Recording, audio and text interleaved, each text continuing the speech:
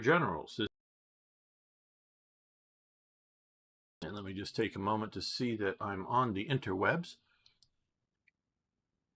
All interwebs, any interwebs, wherever you may be.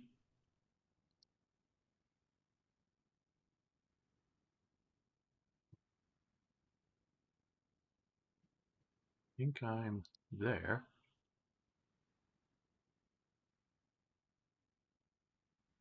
Am I there? Yes, I'm there. And am I over there? Yes, I'm there too. I'm there and I'm there. Wow, can you imagine that? Right. Hello all. Okay. Let's see. We are playing, of course, Hearts of Iron 4, playing as Germany. And we are battling in France. We are trying to develop our nation here.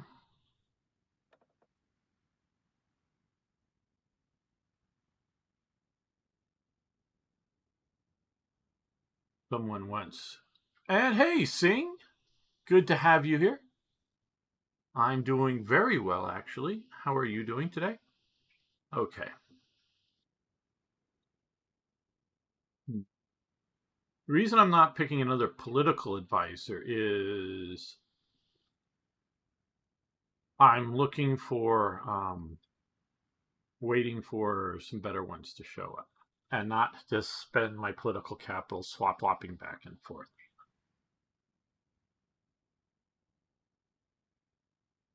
Okay, a theorist.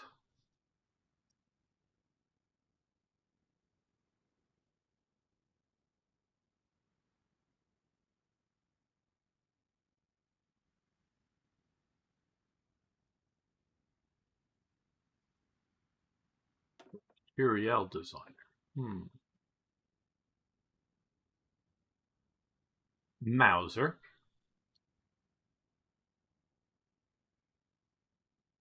Weapons and equipment research speed up 15%. Carl Walther. Support unit research speed. Okay.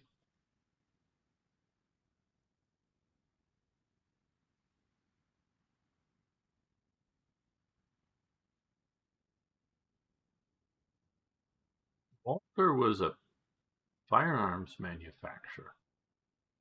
Why do they consider that a material equipment? And hello. Okay, let's see. Gordon Sisk, is that what that is supposed to be? I don't do well without spaces in words, but welcome here. What other equipment did Carl Walther, both either the person or the company, produce in World War II that you would call a support unit or support equipment? Is it because they're pistols mainly? I don't know. Rheinmetall artillery. Now that makes sense. Opel. Hey, Arno over on Twitch.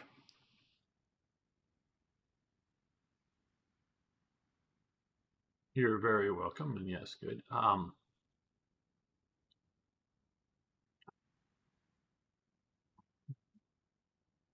Let's put this out for the chat. Does anybody, without Googling, know who the owner of Opel was? Motorized equipment design. But yeah, that makes a lot of sense. Auto Union. Does anybody know without Googling? Anybody know, at least as far as I know, the primary company from Auto Union, and this was, to the best of my knowledge, not their symbol back then. I think they made this symbol up because they were maybe worrying about being sued, though they do have Rheinmetall and Mauser and Walter, so I don't know. Auto Union. Yeah. Arno doesn't know. Well, okay. Now there's just a couple other people here. I don't know if anybody here knows. Okay, but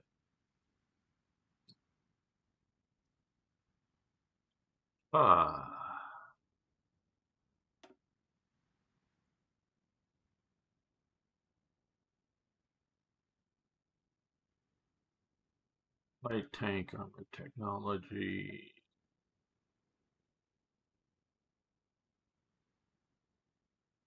Henschel, Alcat.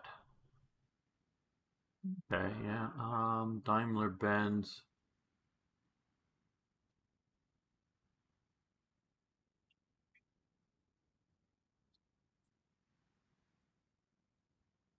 Okay. I'm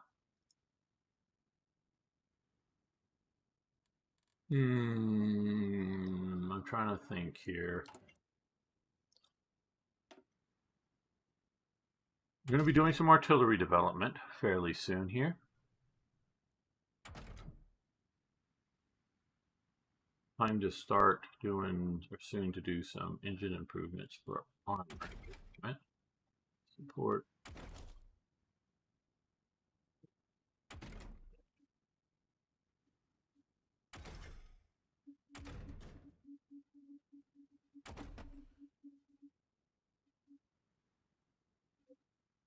Range improvements, okay. Right, well,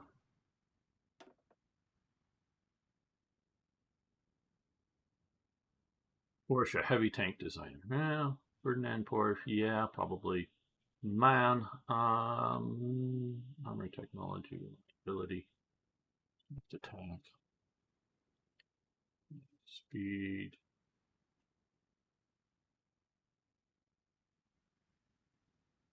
This helps with truck production costs, mechanized production cost. Yeah, I think we will do that. And hello, folk. 90th anniversary of the Spanish Civil War. Wow, is it really? Okay. And hello, challenge boys. How you doing? Almost done with develop Paris research facilities. All right. Okay. To the immediate. And currently we're not producing enough fuel. Can you send Air Force to support your troops in Spain? Can I? Ooh, that's an interesting question.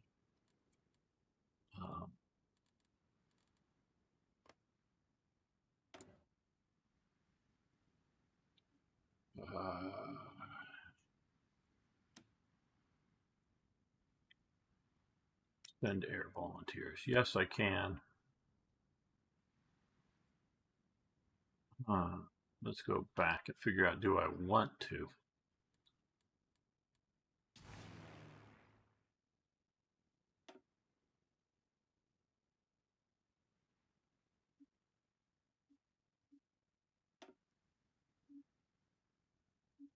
Tactical bombers, we don't even have enough of those. Fighters, but ground supports, I don't think we need those.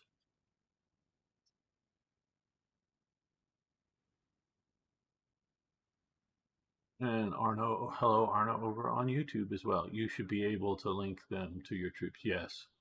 In time to get in shape, boys, for summer. Yes. I've actually been putting a few pounds in winter without doing much. Okay. Yeah, I guess we'll send. It'll help develop the Air Force.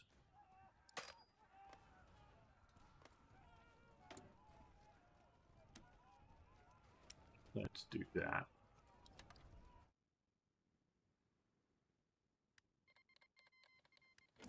Okay, so what we're going to do now is come over here.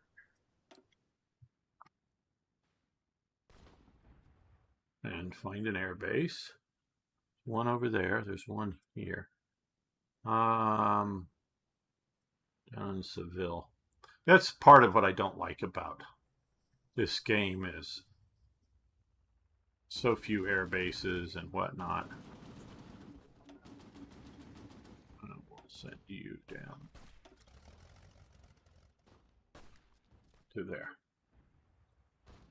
Don't know if that's close enough to support my operations.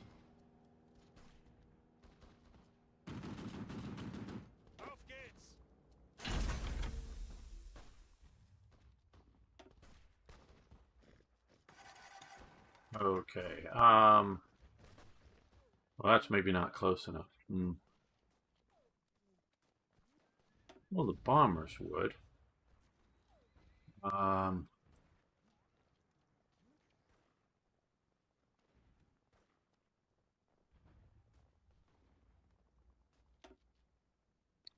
There we go. We'll get them attached.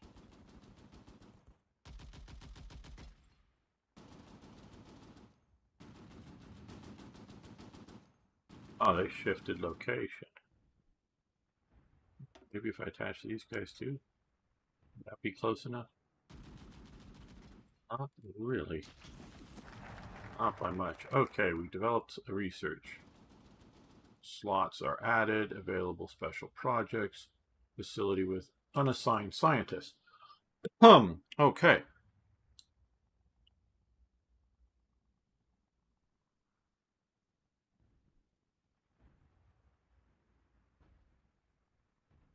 So this is the Hinterpalmarin Aerodynamics and, instead of und, aviation facility. Okay.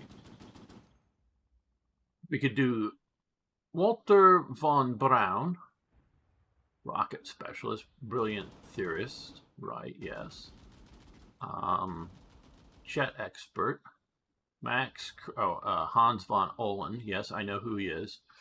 He is very much featured in Third Reich Events mod way back in the day that I made. He's the main developer, or the original developer, for German jets. Other people do come along, but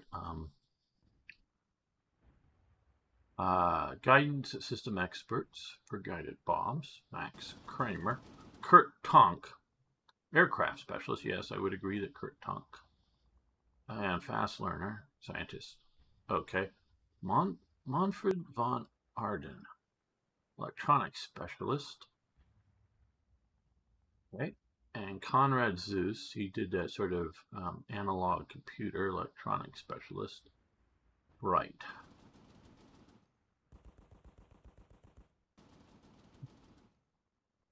This is aerodynamics.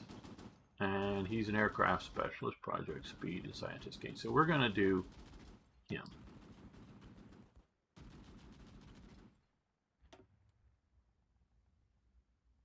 Maybe we should have done the electronics guy, but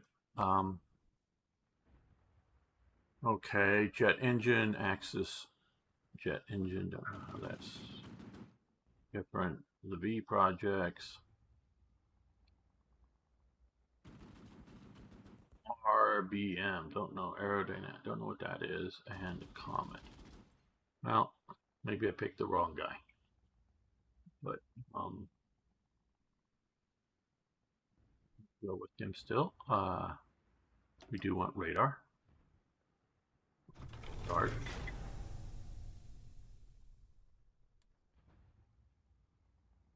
And Toy Jet is here.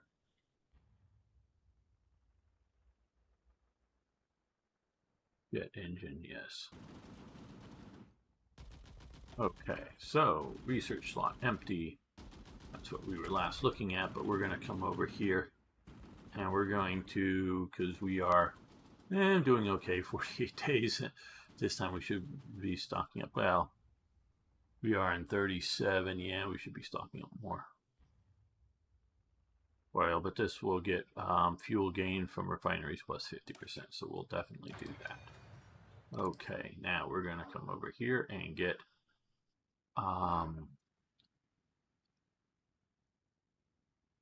more civilian factories in production.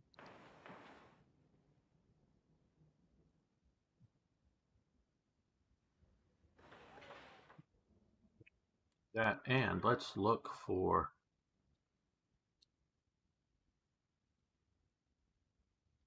Coal liquefaction. Get a synthetic refinery building slot to support that.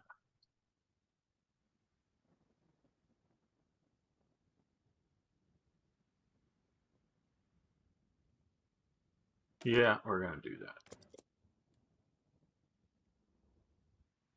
I'm doing great, Toy Jet. I really am. How are you doing? I hope well.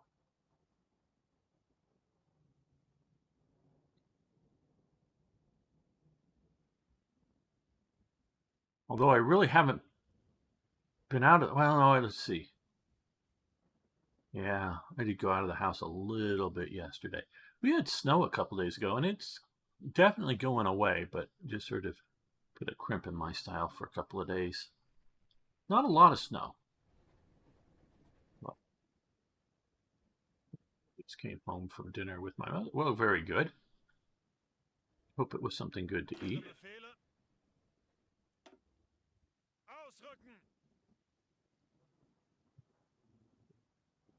Yeah, we're going to even stick. I know we have a gap in the line here, but we also have here in Emden.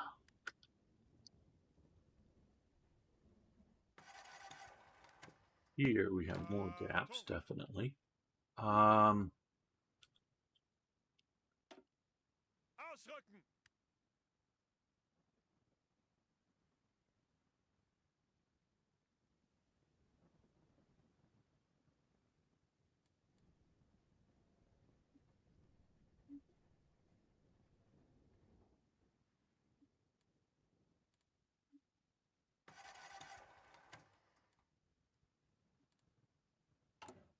Okay. I am a bit worried about oil.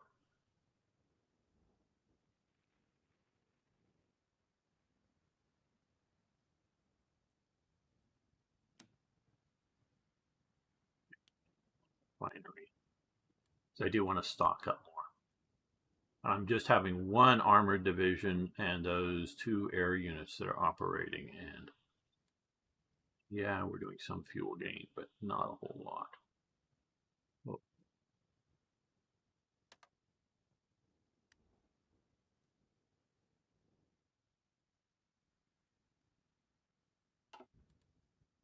so I need to, of course, do some more. Oh, we should be paying attention to the front. Okay. They're pushing there. The guys are pushing here. So you know what I'm going to try to do? See if we can do this.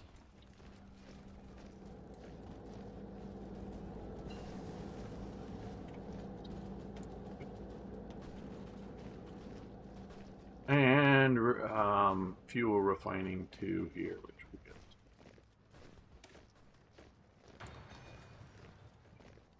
Port as much.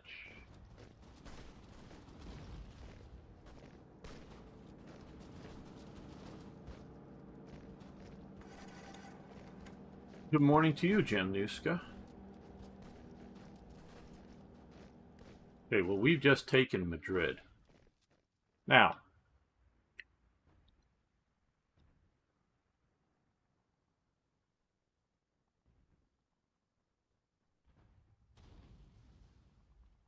I think this should end the Civil War. I don't know about you guys.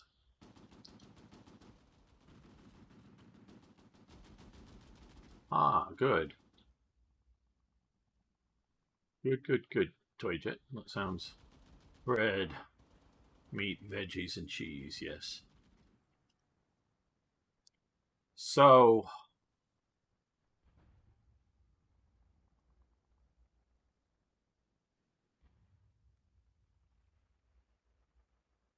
capitals are important. If you, for some reason, have a vulnerable national capital, but the overall country is not vulnerable. Oh, I don't know. Like let's just say in theory, you're Poland, but your capital city is Danzig because I'm not pull it out of the realities of, you know, the world at the time. But let's just say it's Danzig because even though it's shaped like this, it's a trade center, and Poles over the many, many generations have flocked to, and it's trade as well as an industrial center, because you can bring in, whether it's like Swedish steel or goods from America, or raw materials from America, and maybe even components or something like that. And I mean, or maybe I should say the Americas, excuse me. You're referring to also South America and whatnot. And have, if these are navigable rivers, you can have some, stuff moving along it, in and out. So you have your capital up in your important city. But it's vulnerable. But most of your population, and if you're somewhat smart, if you have a military industrial complex of some sort, it's around in a bit safer spots. Well, okay, I could see, yes, fun three-way civil war. Yeah, Spain was at least that, if not more factions than that. So, yeah, if you lose your vulnerable capital, but you've got your standing armies and all this still sitting out here. Okay, but if your capital is somewhat centered into, I know Czechoslovakia goes way out here, but this is Czechia, as we now know, is a country that's where the core of it is. And that's the same with Madrid. If this falls, and, within 20, 30 days, something like that, you can't retake it. But even then, you're going to lose. People are going to stop wanting to fight a losing cause. Okay, we're going to attack out of here, out across the river. You're going to support the attack. I don't want to abandon the capital now that we've taken it. But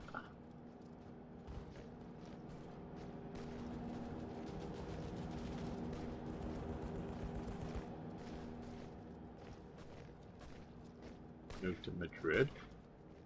And I was saying, well, a couple of days ago there was snow. It was freezing coming Wednesday. It will be 17 degrees. Large temperature difference, yes. And I got some snow in the mountains down low. But next week, I have no idea what 8 positive and negative C is. These crazy. Oh, I thought you were supporting. No, you go back to there. You hold Madrid. Countenance. Not holding Madrid. Okay, expand. Nice.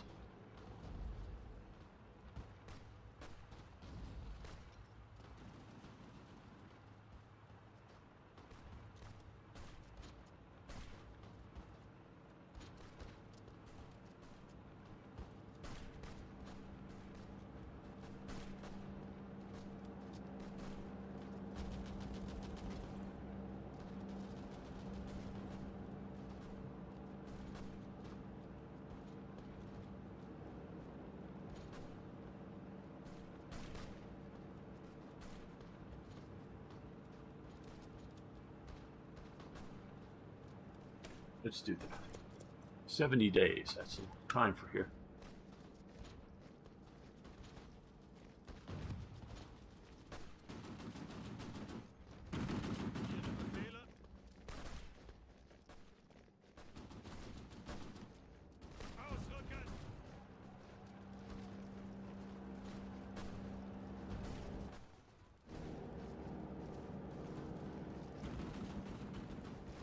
Got some Soviets over here. Italians and Germans fighting there.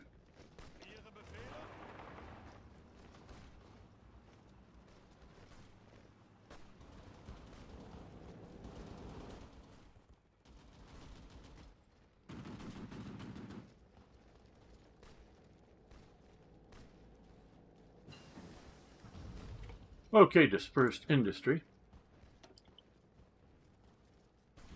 So we've either caught up to 37 or are researching 37 there. Radar, that's still, we don't really need it yet. Yet is critical.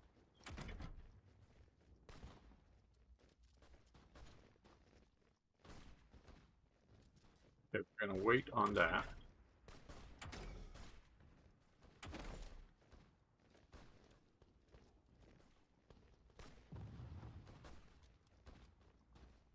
Yeah, we can do paratroopers.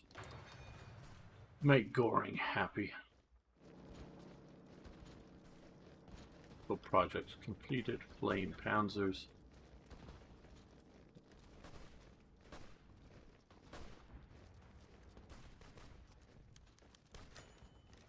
Okay, we have ways of making you talk. We've caught a Swiss operative. Well, we should immediately release her because that may jeopardize where we store our money. Okay, now we can do this one. Pulverizing coal, firing balers. Okay, we'll do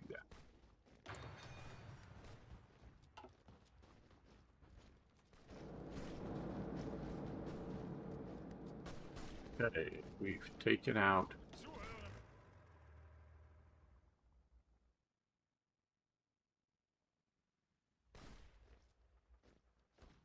Well, since we're across the river, let's go here.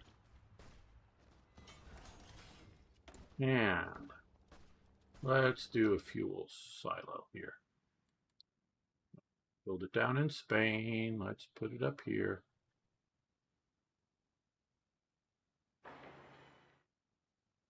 Because now that that's full, what we should do, of course, is stop the importation here.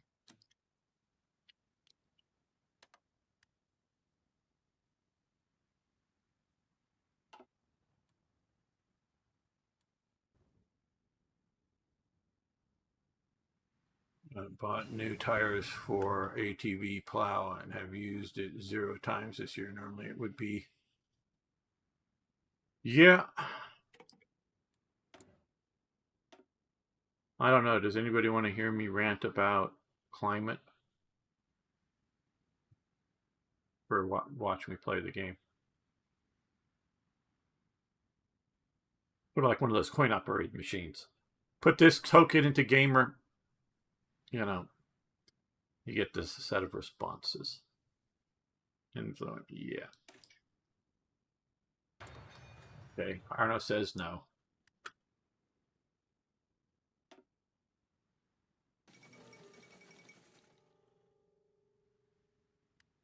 Okay, I don't know.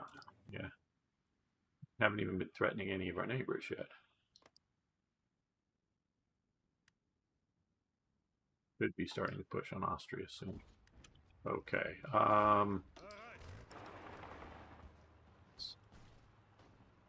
There. And face them across.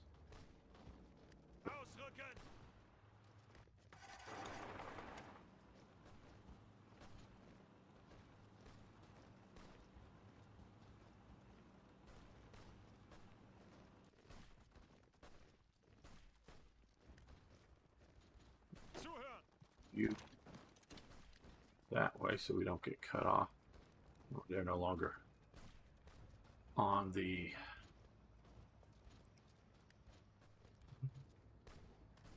we'll just hold here because they're hitting us with I don't know if all 4 of those divisions. Some of those divisions.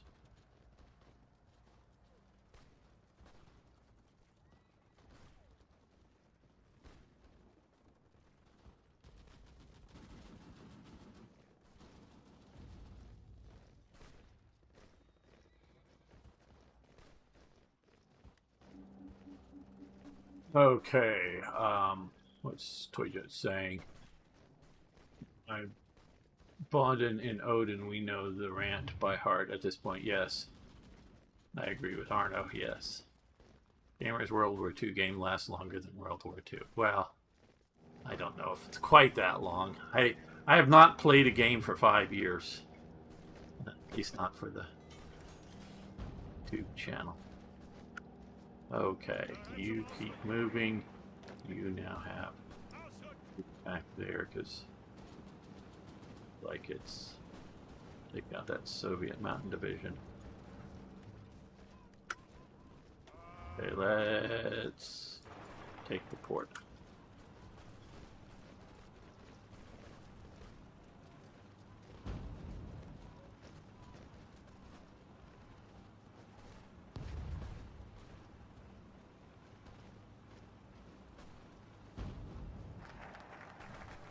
Okay, advanced panzer research, very good.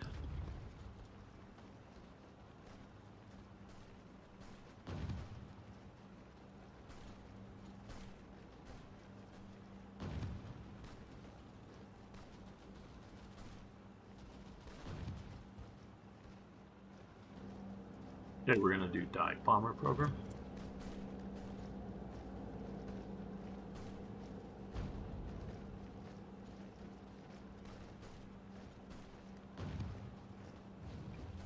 Here we are. We're going to come back down this way.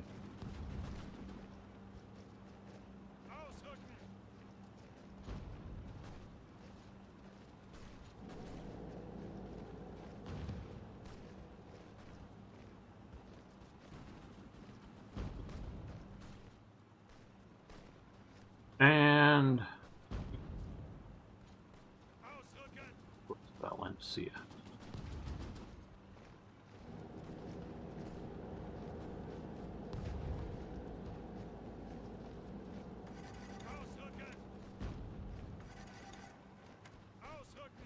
Take Valencia. There we go.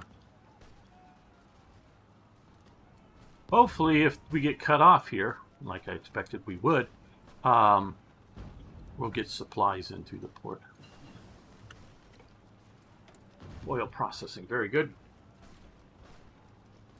Oh, we got a bonus here. Okay.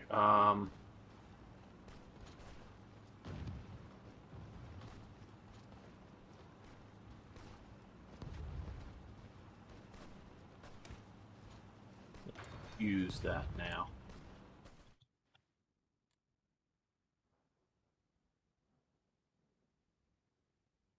I want to do another fuel silo.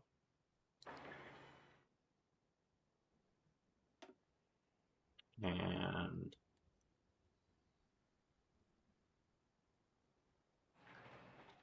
another civil factory. Okay, let's make gamer say stoop waffle. I don't know that I'm going to say it 10 times in a row. I don't know what that means. The old joke is that the series MASH. Oh, yes, absolutely, Jemnuska. You're absolutely right. No, I do know that reference, that MASH was on longer than the Korean War.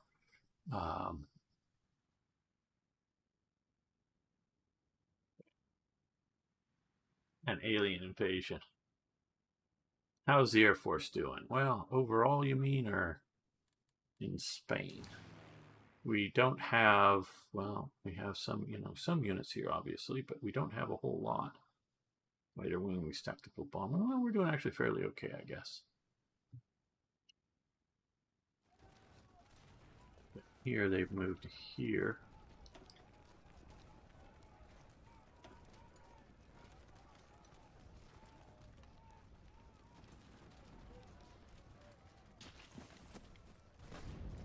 These guys.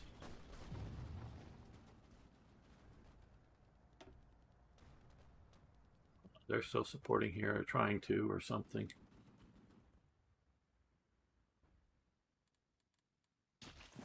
Don't know.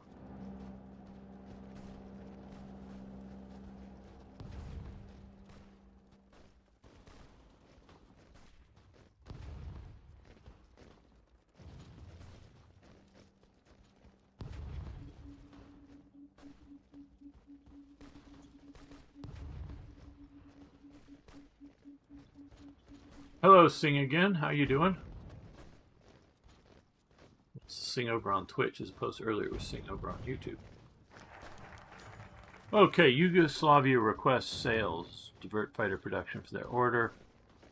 We can't spare anything. We don't care enough about Yugoslavia.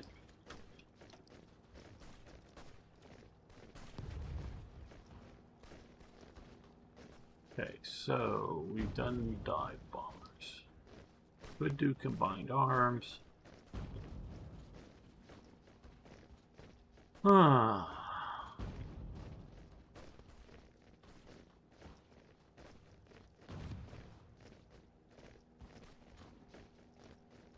Okay, we've got the Condor Legion. We're going to do the anti-Comintern pack so we can befriend Japan.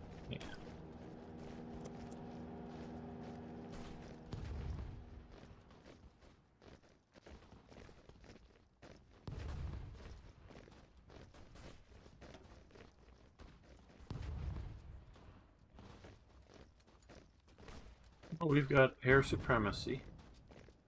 You've got a nationalist division and the Panzer division.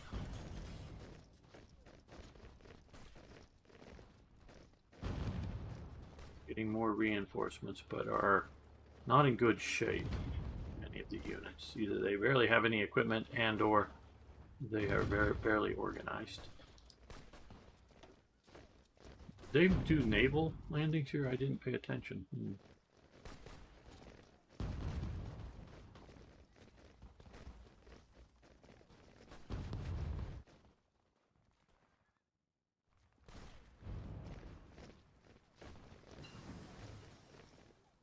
Okay, pulverize. Now here, let's see. Let's port that, cut these guys off, and get it more direct.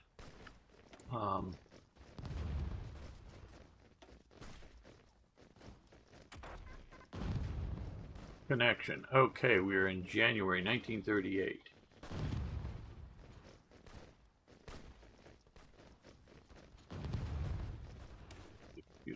First, and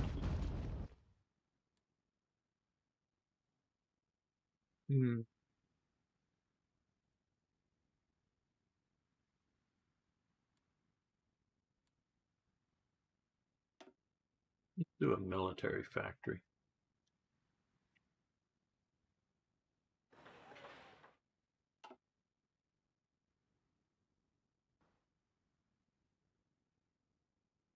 You think some CAS in Spain would help out? Well, I don't know if I have much CAS. I got the medium bombers helping out the tank, so I think we're just going to leave it with that.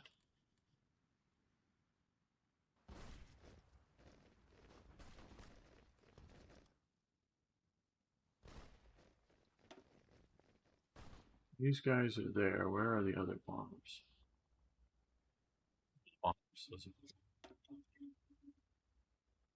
There we go.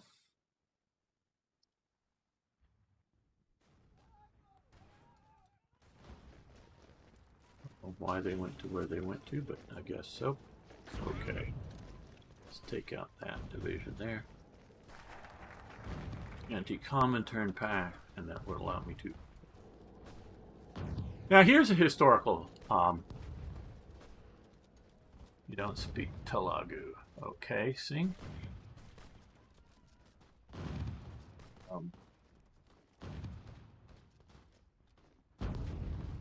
Oh, that's good. You're feeling better, Arno. I hope you can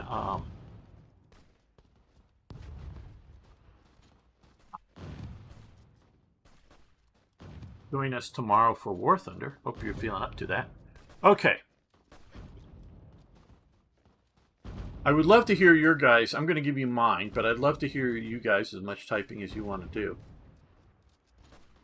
What would have history looked like? And I've gone down a couple of different paths in my mind.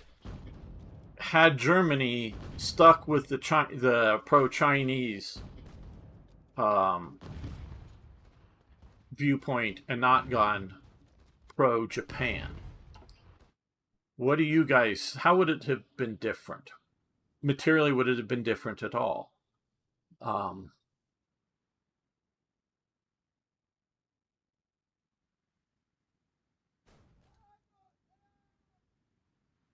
Would it have been better for Germany to be pro-China than pro-Japan?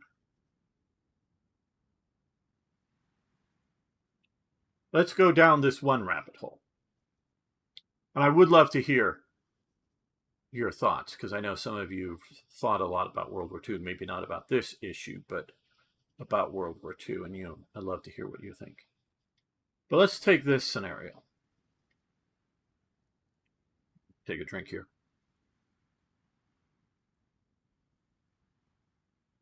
Germany had a long-standing relationship with China. China joins. I'm setting up the history behind this in a moment.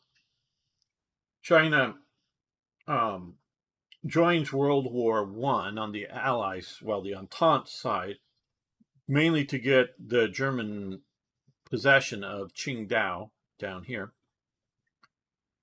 back from Germany. There's a siege. The Japanese come in and help the siege and whatnot. But China still had a rather positive view of Germany. There still is sort of a historic town, not that there's any Germans living there, a historic town within the city down here that is still quite liked, and the Chinese to this day still feel fondly towards the Germans. Mao Zedong was known to come and stay at that town at one of the German hotels or resorts or whatever you want to call it. There, long after the Germans had been removed, but it's like once he comes to power. So had and what also happens is after World War I's over, the Germans, and I don't know the details by any means, much of it at all, of setting up a military advisory and training mission to China. Don't know when it starts. At some point, General von Falkenhausen, I think is how you pronounce his name, becomes in command of it. And there's a rather large training contingency. They directly train 2 or 3 Chinese divisions. They send, I don't think I think China buys a lot of equipment. But even with that, there's still a lot of weird hiccups. This is what you get with, with corrupt countries. China buys a bunch of Panzer I's from Germany. They get sent to China. Because of some importation red tape, they sit around for months, a year, I don't know, something like that. I know I've read the thing, it's been years. And they get a lot of damage. So they, and I mean like rusting out and things, just from sitting there. Whether directly because of this or indirectly, they get their once they finally get into the Chinese army, they get their machine guns replaced with a different machine gun entirely. But the Chinese do use the same caliber of ammunition, so I don't think it was, put in a machine gun that is part of their logistics train for ammunition. And you can see like there, and I don't know if they're still sitting there. Hello, what is it? IMAO or IMAO or I don't know. You don't have the Japan. Yeah, I'm not. Yeah, I'm not entirely caught up on all of the DLCs right now. Just sort of on a whim started playing this playthrough because I haven't played it in like a couple of years. Boy, so just jumped in it with what I had. So you may have heard back in they may still literally be sitting there, early 2000s or whatever, the big earthquake in Haiti that really wrecked there. Well, one NGO sent like 20 or 30 think they were white SUVs down for, aid workers to use them there. But they just sat in a field getting weeds growing up through them because there was like 100% or more tariff on bringing them in. And the NGO didn't have money to pay the tariffs. So here you have a fucking country that's corrupt as all hell, that's just been hit. And it was years later, they were still sitting there. Years later. Just sitting in a field somewhere because somebody wasn't willing to bribe the customs import people or pay the outrageous importation tax. So the earthquake relief people couldn't get around in vehicles. It's just like, oh, hey, there's a fire and we got to put it out. Oh, well, we can't pay we get donated a fire engine. Well, you have the 100% importation tax on that. We can't, until you pay that, we can't go put out the burning fires. So, and that's, what's sort of going on in China at the time. So Germany's trying to, improve the Chinese military, not just the army, but different elements within it. And then Japan starts, and this is all history, Japan starts lobbying for an alliance with Germany. There really isn't exactly a Chinese-German military alliance in the sense that, if somebody attacks your country, we're going to come to your defense, or we're going to plan, world conquest together. Neither of those are happening. It's just sort of a military mission that's trying to build, good relations, because there is a certain amount of trade relations going on. China, one of the nations out there buying some German goods, China selling needed raw materials to Germany. So there is a diplomatic, economic reasons for it to happen. Plus, sort of like the and hello, MS Chud Life. I'm 19 and it's time to retire from Hoi 4. I don't know. Hoi 4 has gotten a lot more mature than it was when it was released, that's for sure. Pirate tis bro. I don't get that.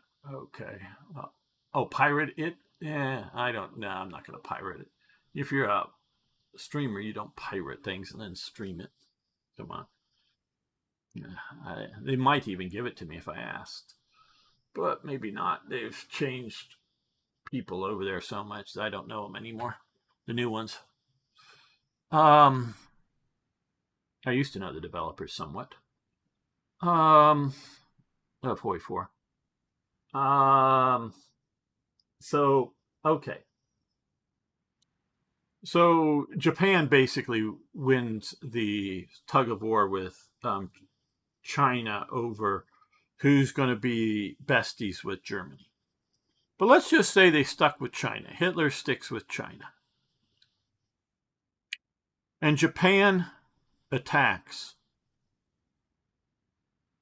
China like they did at the Marco Polo Bridge incident, and all this stuff goes on. And Germany, because there will still be ports down in here. And then later, even if some of the ports are, whether taken, conquered, captured, whatever, or just too dangerous to move merchant vessels in, you come into Haiphong down here. And I guess there's no railway between them, and I'm not surprised. But, trucks or whatever drives the equipment into China. Germany sort of doubles down on support of China. Everything else continues to fall out historical paths. So there's a Chinese-Japanese war going on. Germany is supplying, along with Czechoslovakia, and once they take Czechoslovakia, maybe those weapons continue to flow. into the Chinese military. World War II breaks out in Europe. Obviously, the Germans will no longer be able to supply in China, but maybe the Germans that are left in China continue and sort of even more integrate into the Chinese Nationalist Army, go from being sort of outside advisors and people running some training camps to, actually integrate somewhat into the command structure and help run the Chinese war. And, so sort of stuck out there, but China is sort of seen as a allied nation to Germany. And maybe it's known that periodically a blockade runner may show up in China or show up in Germany from China, disguised blockade runner. Or some U-boats periodically show up in China and use, some port along the Chinese coast that's not yet taken by Japan to, raid the British or the French. And not enough. I mean, that's going on that the Western allies are going to declare war on China, because that's just, just play the game. Sorry, I also talk a lot here. Chud life. So, adding another enemy isn't quite worth it. But Japan is needing resources, and there's still nations like the US that are upset with Japan's expansion. So Pearl Harbor happens.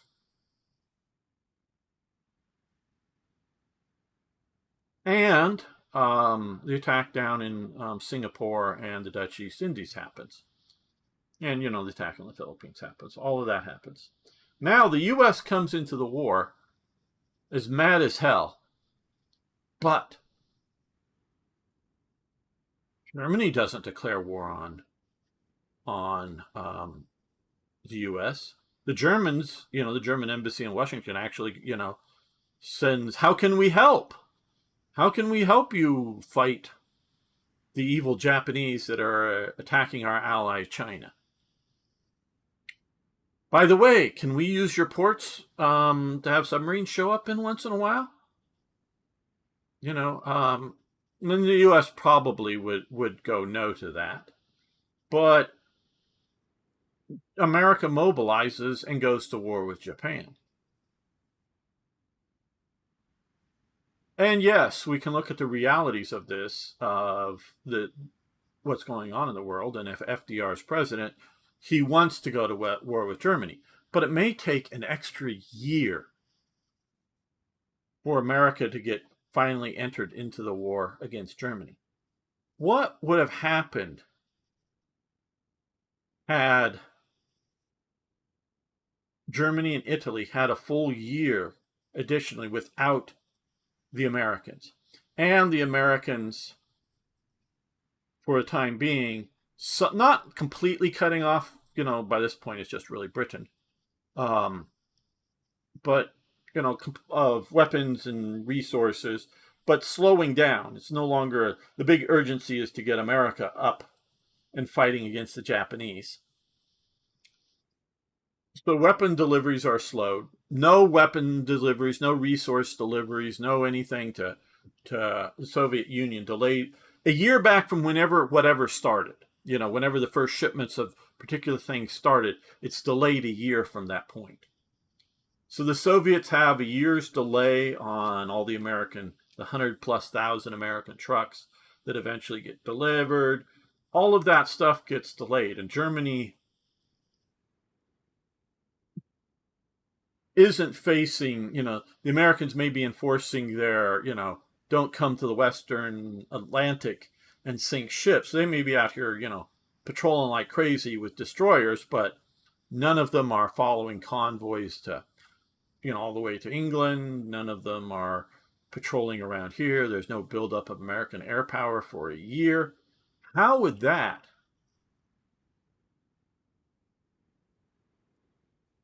have affected the war? I'm not saying it would make Germany win, but it might it might make it much harder to take down Germany. Germany might have lasted another 2 or 3 years. And would that have been enough? I don't know. Now, take scenario number 2. Again, Germany is allied with China. Japan declares war with China. It's going, the war with China is going like it was historically. The war breaks out, and I'll get back to the game in just a moment for those who are still around that want to see me play more than talk. The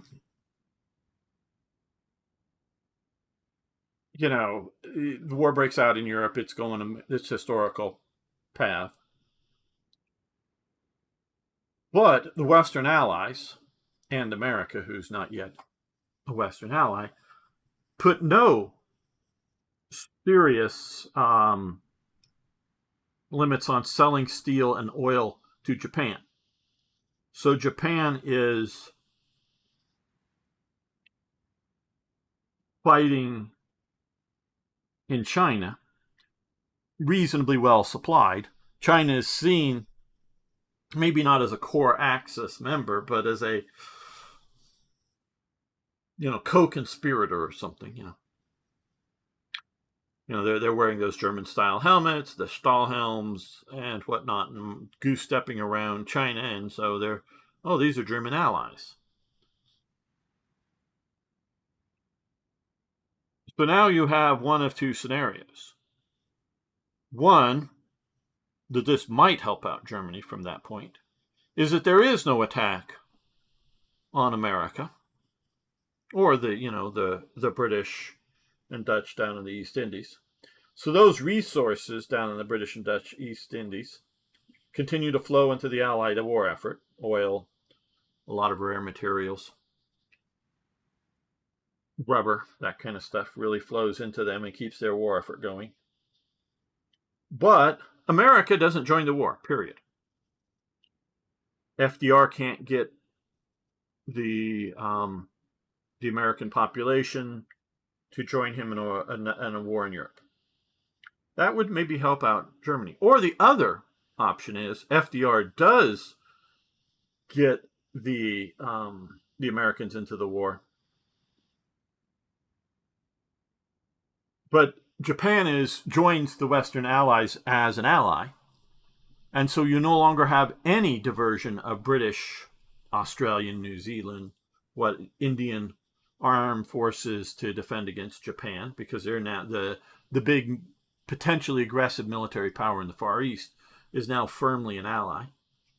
You don't need to garrison up Hong Kong and Singapore and other places, any more than just your normal maintenance garrisons, and all that could be sent against the Axis. And America mobilizes and comes in and crushes, and instead of building 100 carriers, which they do of one type or another, and 100 aircraft carriers, you've got to realize that 100 aircraft carriers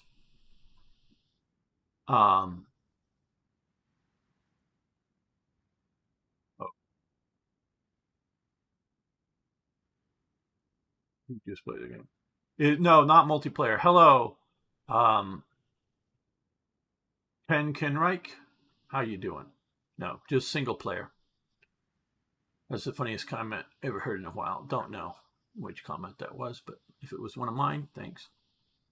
Maybe you're laughing at it, but either way, thanks.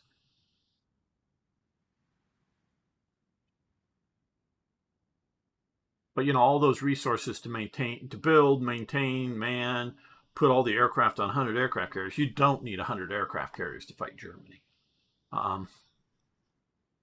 You need some, but you don't need 100. So all of that more focused into ground warfare and air warfare against Germany, and Germany's crushed even harder.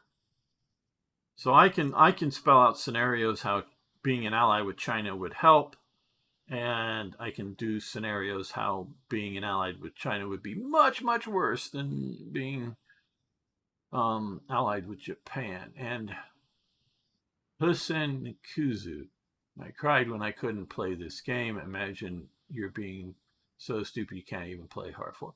I don't know. If you're not used to the type of game, I can see that being a difficulty. Okay, let's see. Back to playing the game. Okay, let's get that highlighted here. We're going to put you in this for now, so you're in his command. May split these guys up, have sort of a Dutch-focused front and a Belgian-French-focused front. Okay, we have, I think, the front line fully manned with just one infantry division. We don't have everything manned out here, so let's prepare for the possibility of problems with the checks.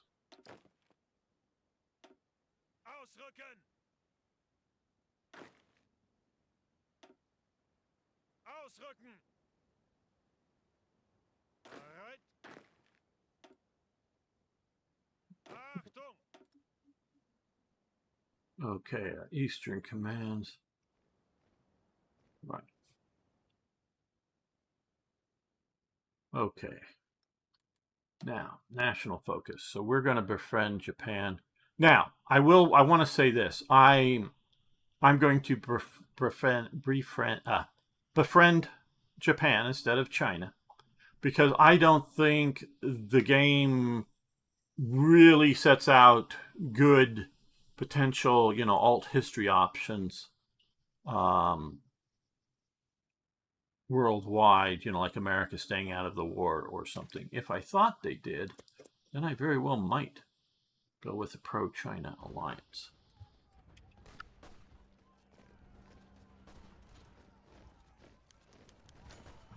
Military production causes economic crisis. Meet both factors.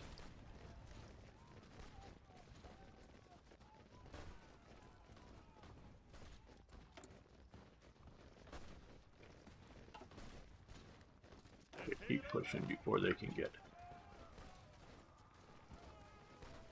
reorganized. Keep pushing. Take these out.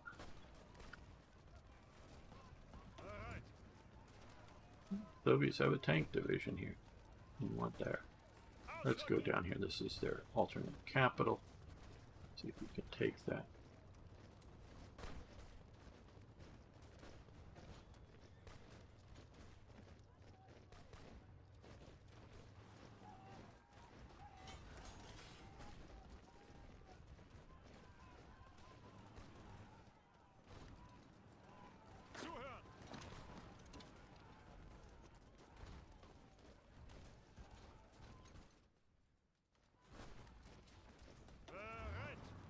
When will these guys surrender? My God. I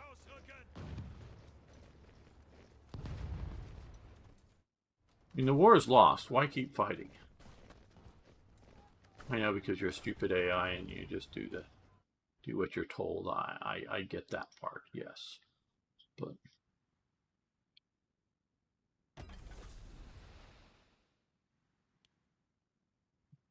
start building subs. Maybe I should also build a production line of 2.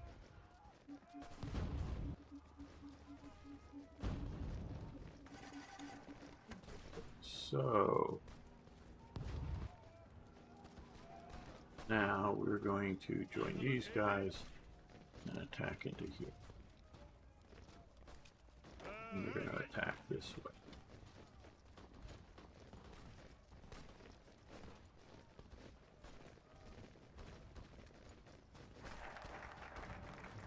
Okay, now, the immediate reason I befriended here, because I wanted to send an attaché. They will not accept?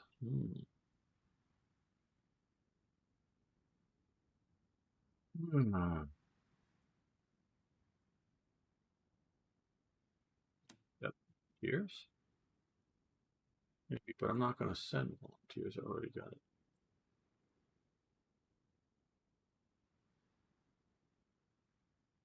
Guess we can improve relations.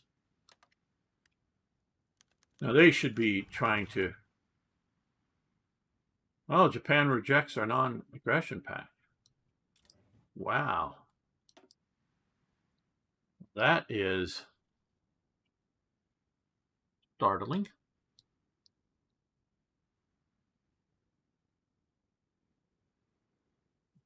Factories, civilian factories. I like civilian factories. Oh no, we've got that one. That's right. Beige means we have it. Play too much black ice, which has the opposite color scheme.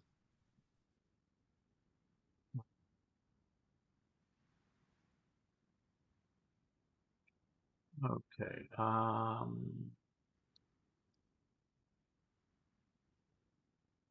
Is there one that will reduce our EFO bills?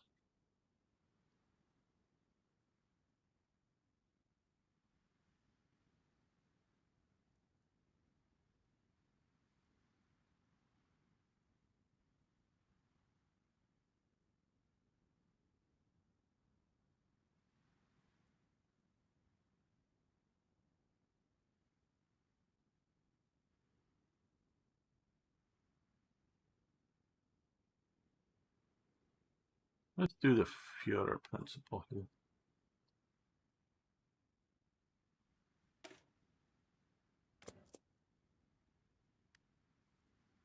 Okay, well, it looks like we are not going to be allied with Japan. How interesting.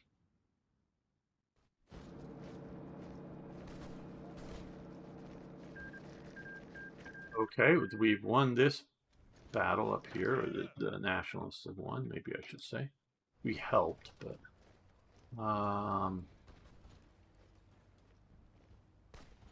head over here. Is this their capital? Where's their capital? Okay.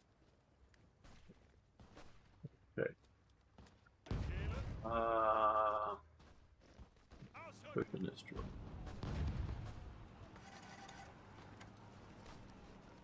Cut off ports, cut off aid. They've captured here, so.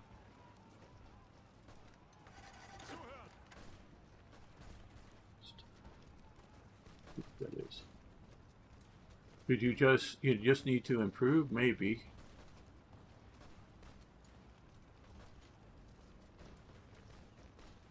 But they should be trying to improve relations with me. I mean, Japan was lobbying hard to be a German ally. And since I am playing this with the historical, version selected,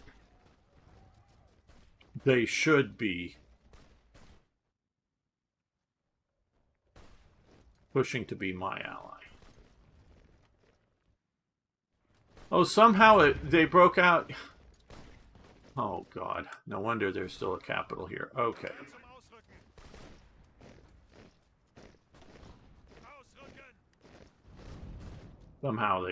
Somehow a revolt broke out in Madrid or some shit. Should have left my infantry division there. Would have been better off.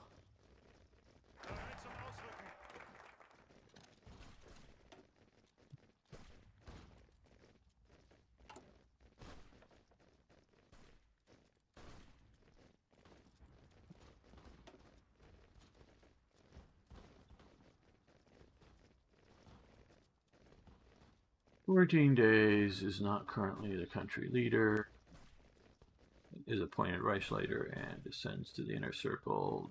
Okay.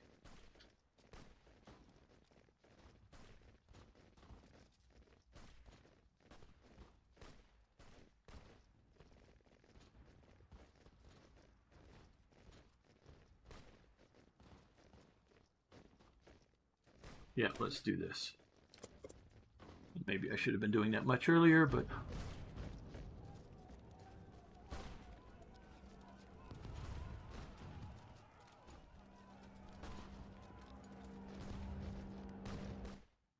Oh. Now will you surrender? Paratroopers.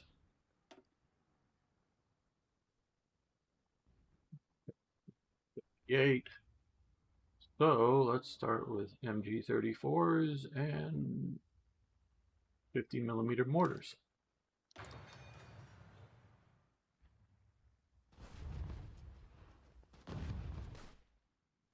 I'm not moving my guy here because I don't know if that mechanic that will spawn another revolt or something may happen. And apparently the AI is not up to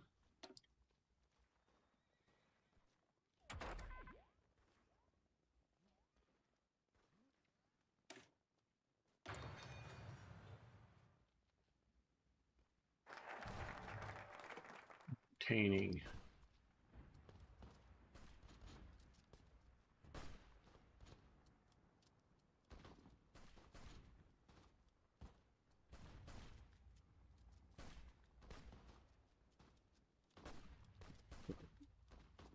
Don't know quite how this inner circle thing works.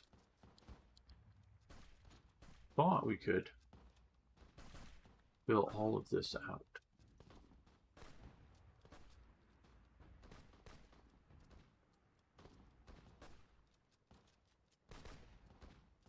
Huh.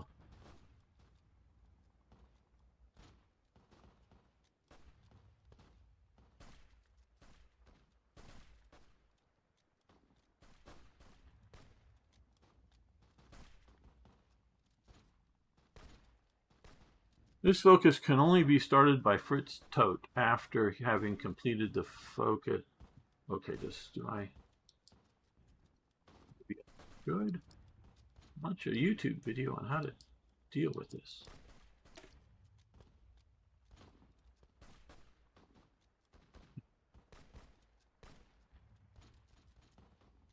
We'll see. I've completed Freischleiter Todt here.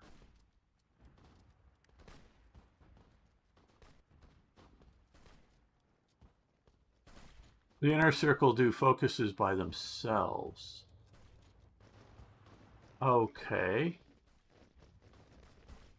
Now, does that mean, Toy Jet, because I guess you've played this enough, does that mean I need to not do another focus up here, or they'll just do that?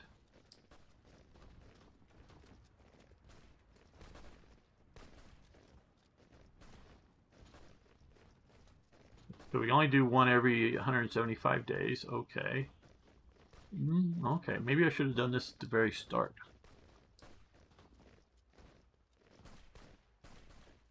Nope, they are independent of the rest of the focus tree. Okay, thanks.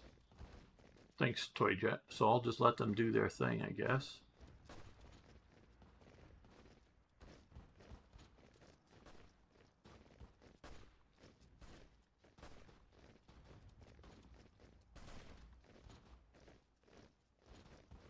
Either they've looked at my mod, or they've done some good research on their own. One of the two. And I know they knew of my mod back in the past. Now, I don't know if the person who's done this have looked at my mod, but like I said earlier, I've lost contact with the current production team of Hearts of Iron 4. Okay.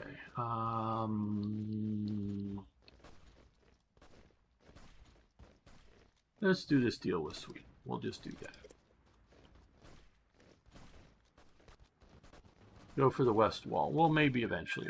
Okay.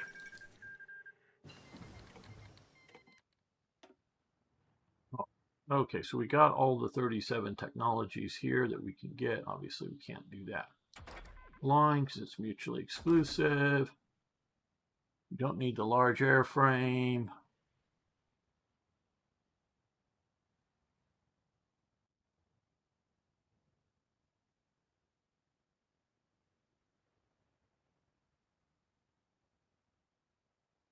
Let's do that.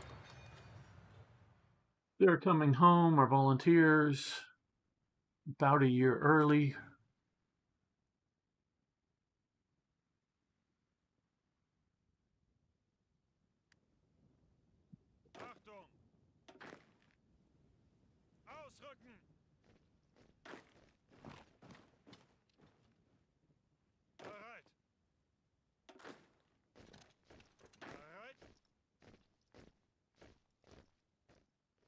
Okay, well, let's create Army Group South.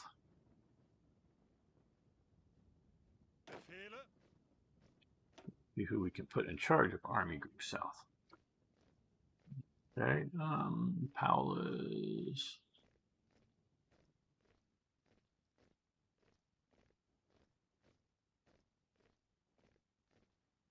Let's put Von Lee. Him for now.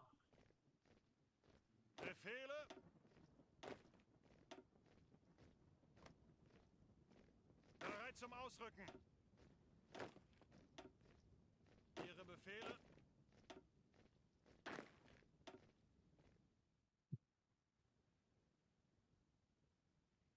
Ihre Befehle.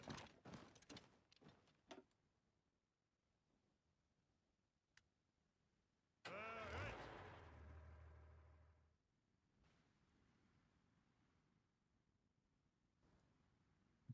See if we can send it attaché. Well, yes, we can.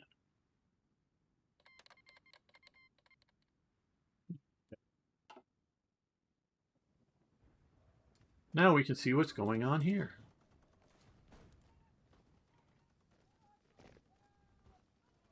Oh yeah, march away from the front lines, Japanese commanders. What the hell are you doing?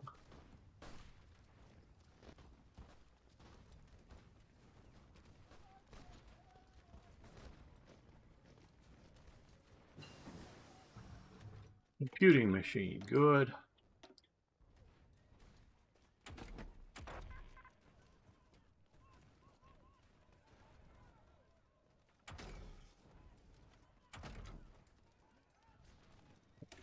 Medium tank.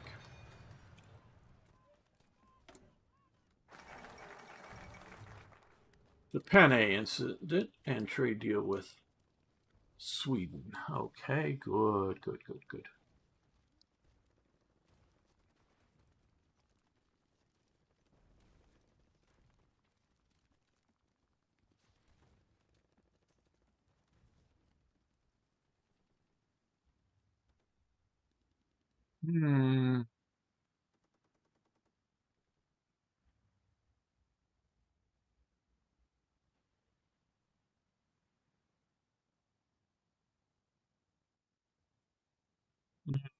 Eventually go down. Let's do this.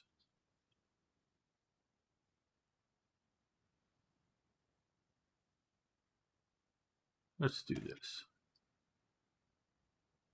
Military factories, more coming soon.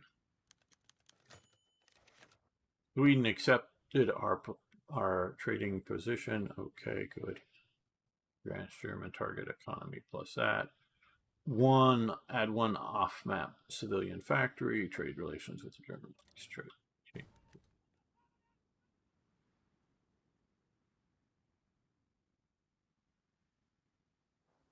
And expeditionary force is back.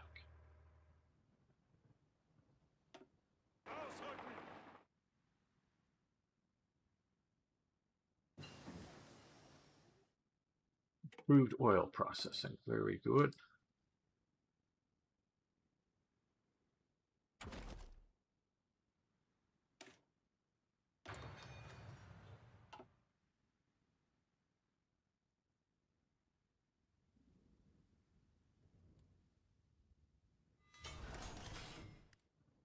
And we now have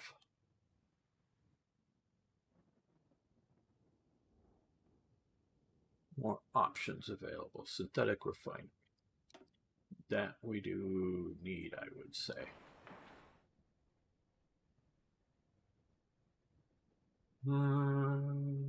There's probably the MIFO bills that are eating into our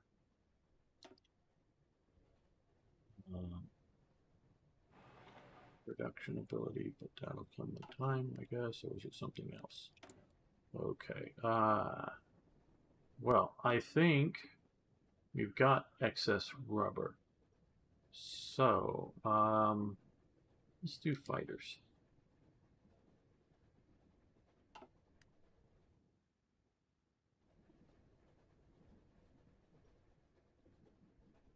Befehle. And you're right, the west wall would be nice to do.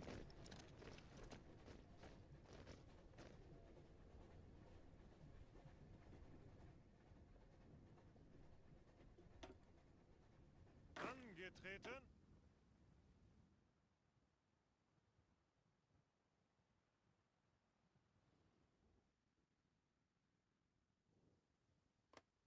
But also getting in Austria would be nice too. What do we need to do to get Austria? Anschluss. So we need to go there. Next thing. That'll be next.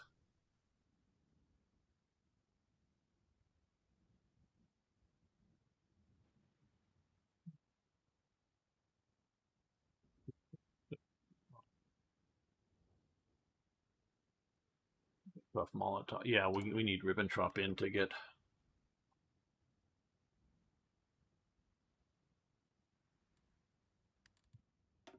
Okay. We can do it with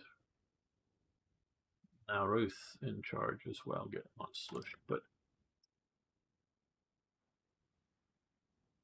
I think that needs to happen quicker than.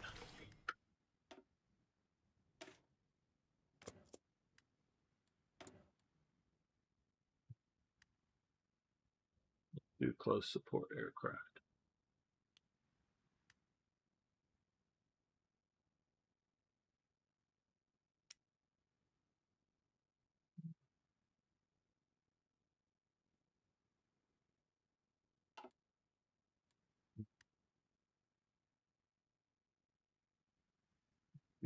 Trucks. I like trucks.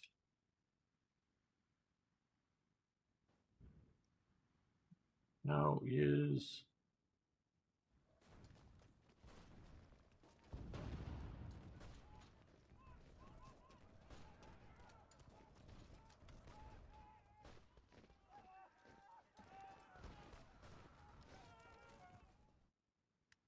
okay. Special projects completed. Radar. Very good.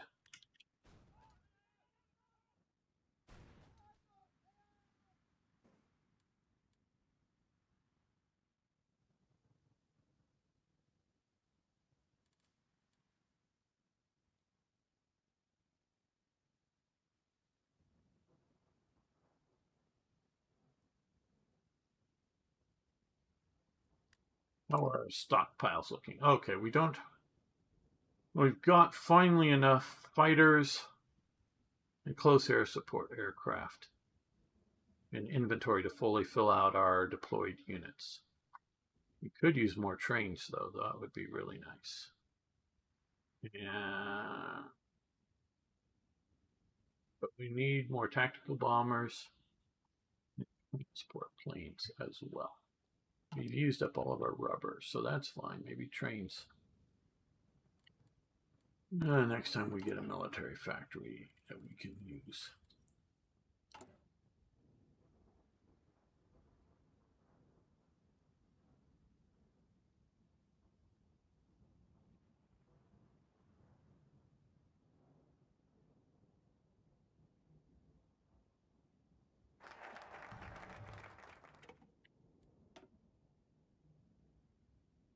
Monsloosh.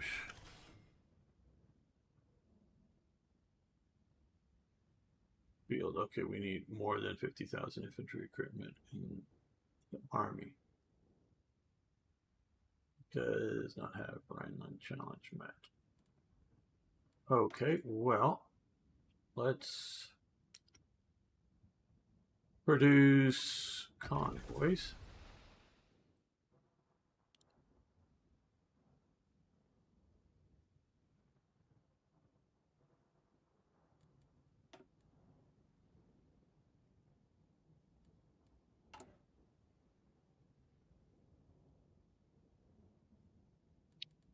Let's produce some more divisions.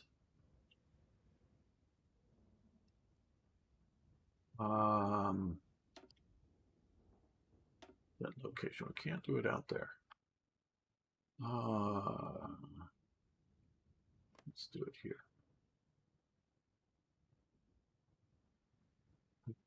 Oh, this is what I should start to look. How are we doing for tanks and trucks? Pretty good. So let's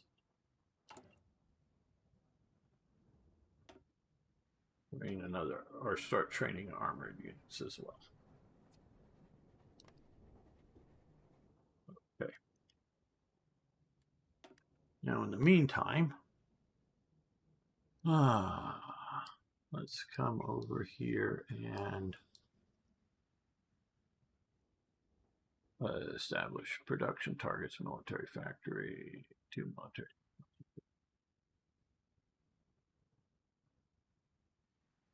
Okay.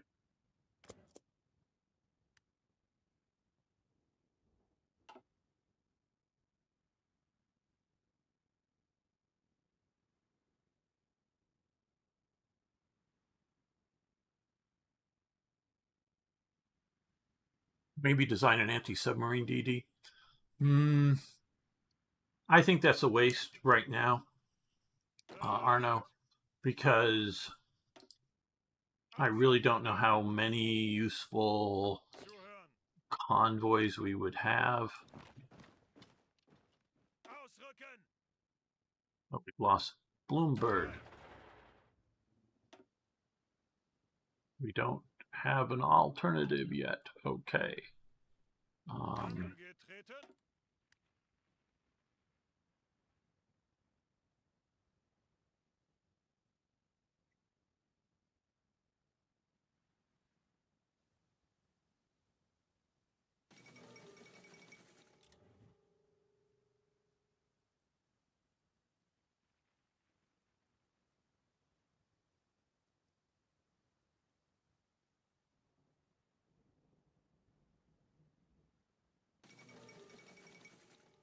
Mongolia renounces the Treaty of Junyan, however you pronounce that.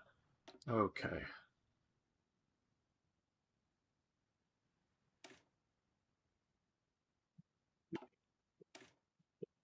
Matters so much, but let's do that.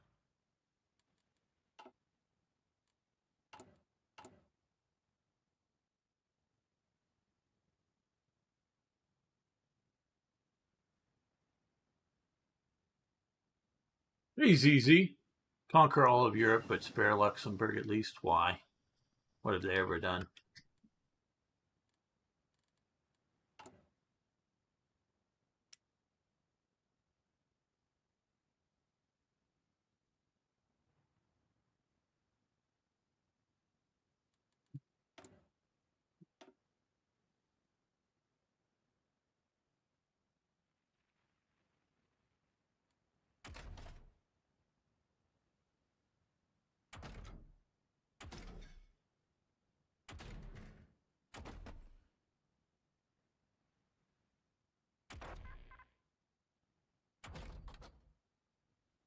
I guess we'll do that.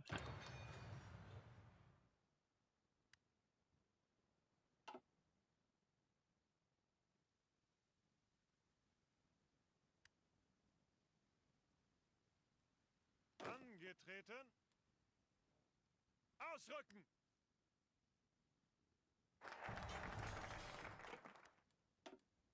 Centralize the armaments program.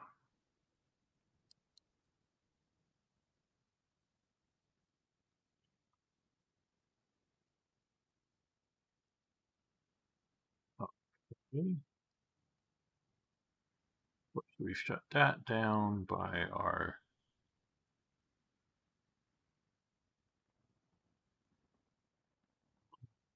established.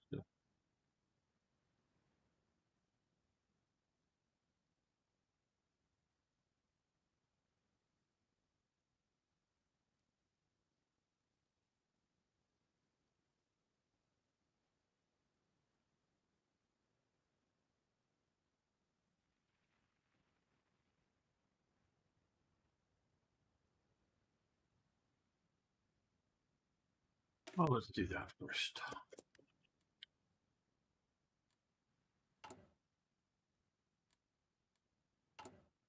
Okay, so MIFO bills. Consumer goods factor is 100%. Expected number of factories put in consumer goods. Factory output down. Civilian.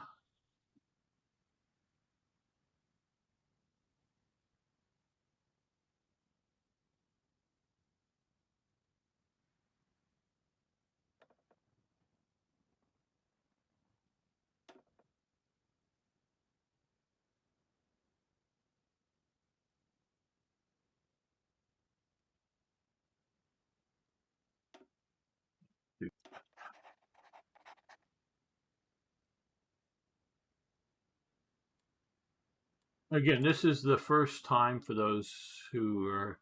There's a few number of people watching now. I have not played this in 2 years with anything like this. What do we know? What does somebody here know what's specifically causing me now to only have 3 civilian factories? Is it the MIFO bills, or is it something else that has basically stalled my production capabilities? And do you know of a way to reduce it? Is it this Führer principle thing that's going on? Is it this that's taking it up? Because this adds a military factory. I don't know.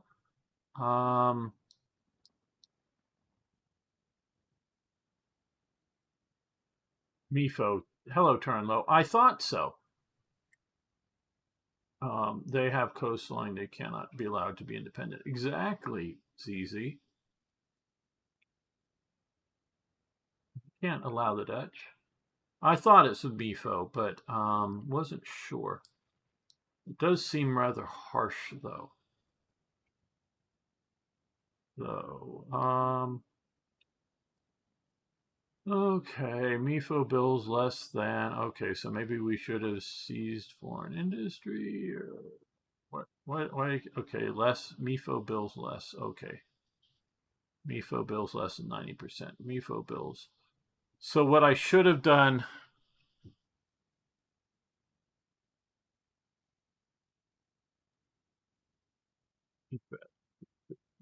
MIFO consumer.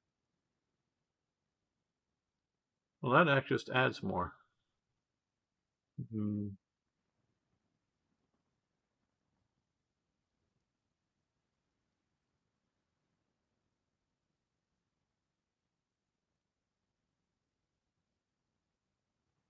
I'm not saying it's wrong to autarky achieved, but should we have gone down this before? But this adds. Replace MIFO bills with.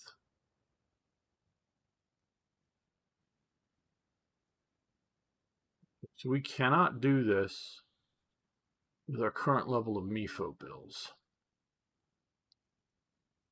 Okay, Toyjet is saying MIFO bills consumer good demand is decreased via decisions and economic conquest due to you going to the 4-year plan. It must actively be continuously countered as you play. Use the decisions to reduce the MIFO bills. Okay.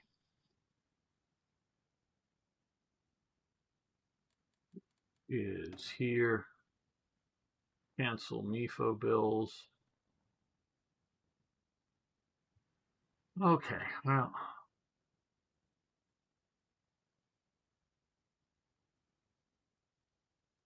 We're good. Yeah, we're going to lose him political power, MIFO bills, grants, consumer. Okay, well, we've got to do this. Unless there's some other. Okay, well, maybe here.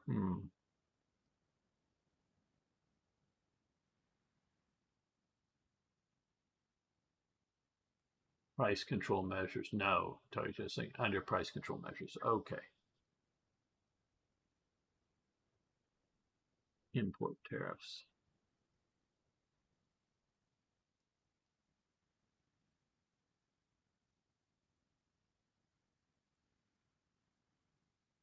Here's another. Okay, the idea is war and steel the gold from conquered countries until you get the end of the event focus chain. Okay, Turnlow.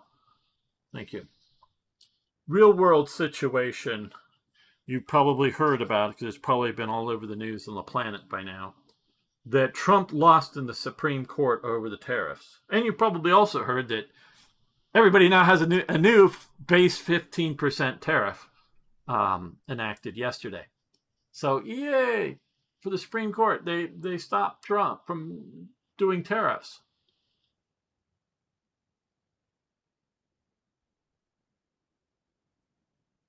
But here's the thing about that decision that I noticed.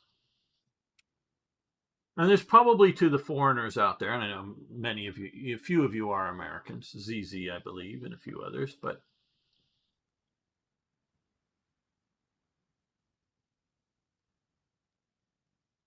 was it Hang Your Hat? Because John Roberts wrote the primary decision blocking Trump from the tariffs. He talked about the language, and I often talk with friends that I can sit down and not online chat here with any of this, with any of you, but with friends that I get to know well enough. I start talking to them at some point to try to figure out how their mind works. And I mean how their mind actually functions. Because I notice, and this is all a personal aside, I notice my mind works different than a lot of people's. Not everybody, and not that I'm some special person by any means.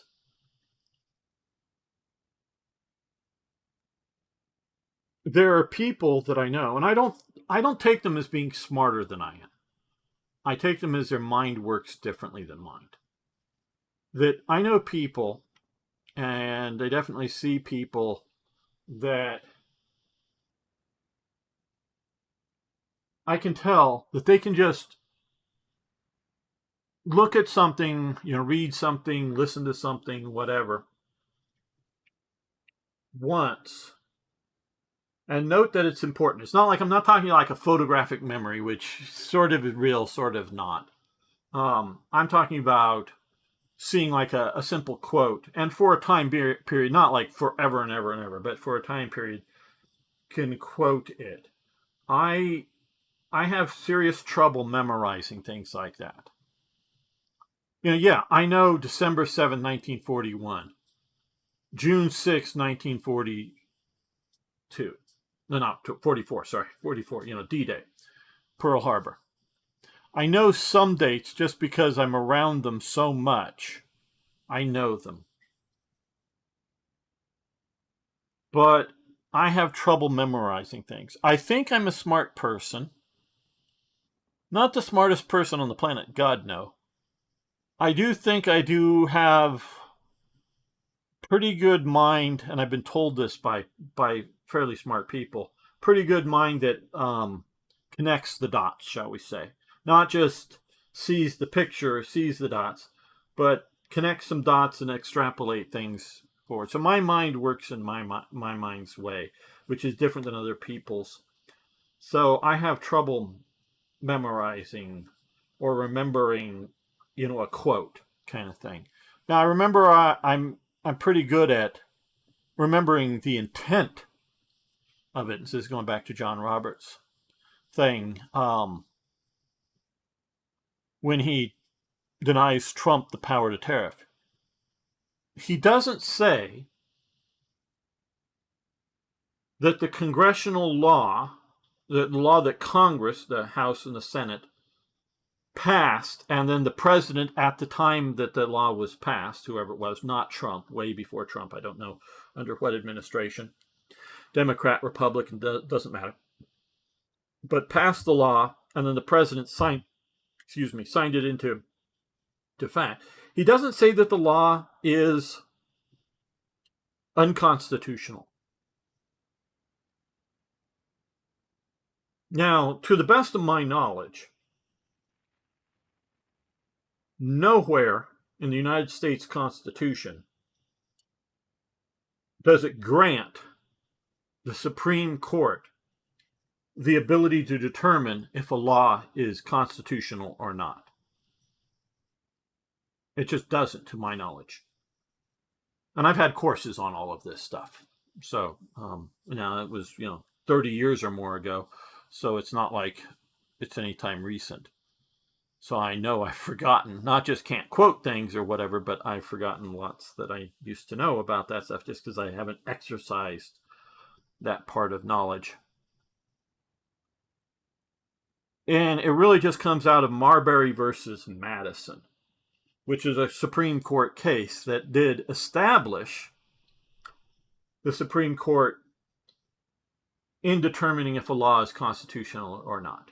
And that has continued to be accepted by both the president, whoever is the president at the time, and the House and the Senate.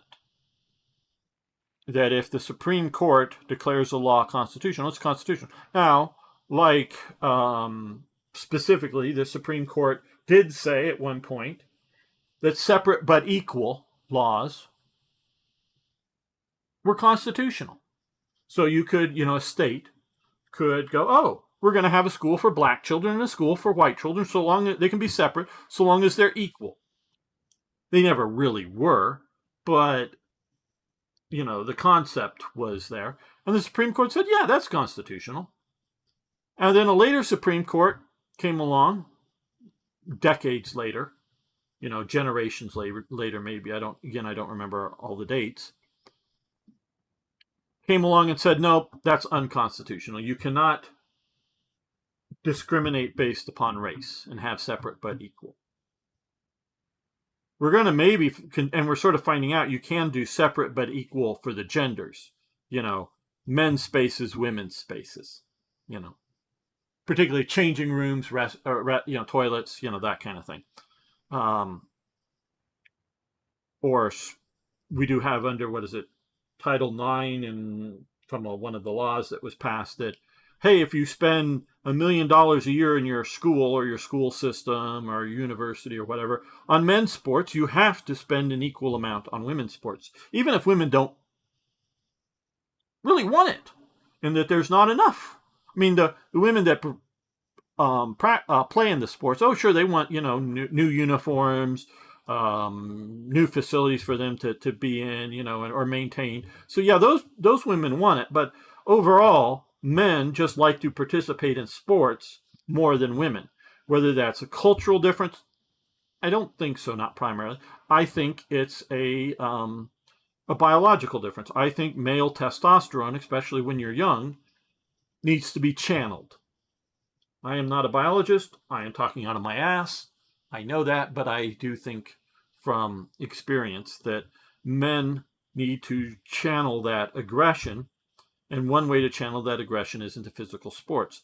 That women, by their biology, might enjoy, some of them, maybe most, I don't know, I'm not a woman, might enjoy sporting activities, but I don't think there is a biological drive. And I know periodically we do have a few women watching once in a while, but I haven't noticed any recently. There are a few around our Discord server. If you are here, you can chime in with your viewpoint on this. But I don't think there's a biological drive in women in that age particularly, because you'll notice once men get to 30, most men stop having the need to physically do sports. Not saying they don't continue. I just, it falls away considerably. So I think it's sort of a biological from their teen years through their 20s to channel sports and it doesn't have to be sports. It has to just be something that channels male aggression and competitiveness and whatnot. So, so the Title IX says that you must spend equally. You can do separate, men's sports, women's sports, because men are biologically different. At least the courts have recognized that. And sometimes they can be on the same, you can do, mixed volleyball, a man and a woman, or half the team women and half the team men or something. But American football where you crash into each other, you really don't do mix women in with that, because they're going to get their musculature, their bone structures just aren't strong enough to take the impacts. When you have especially a pro level, you know, linebacker or whatever, I'm again talking out of my ass because I don't know football well, smashing into them potentially, you're going to get serious injuries that could happen with a man, and they do happen with a man at times, but not as easily. So, yeah, and under the American constitutional doctrine, once something is found to be constitutional, or unconstitutional, it was always unconstitutional. It was just a wrong decision by a previous court. Unless, of course, they've gone through the process and changed the Constitution in the meantime. But so what John Roberts did, and some of those justices are the three of the women on the courts, not all of the women. Well, all the women decided against this, but three of the women are just naturally Trump haters. Whatever Trump wants to do, they're against, just about. One of them is always against whatever Trump wants to do, just reflectively. The other two are slightly more thoughtful, but what do you sort of like, that you can't hang your hat or words to that effect or something on some of the language in the law that Trump used to enact the tariffs.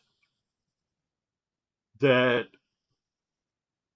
now we have, instead of the court, and this is going to have impacts going down, and it may not have an impact for Toy Jet out in Norway or something, but it's going to have impacts on the American system, in that it's not saying whether the law that Congress and the president signed, Congress passed, the president signed in, that Trump used, is constitutional or unconstitutional.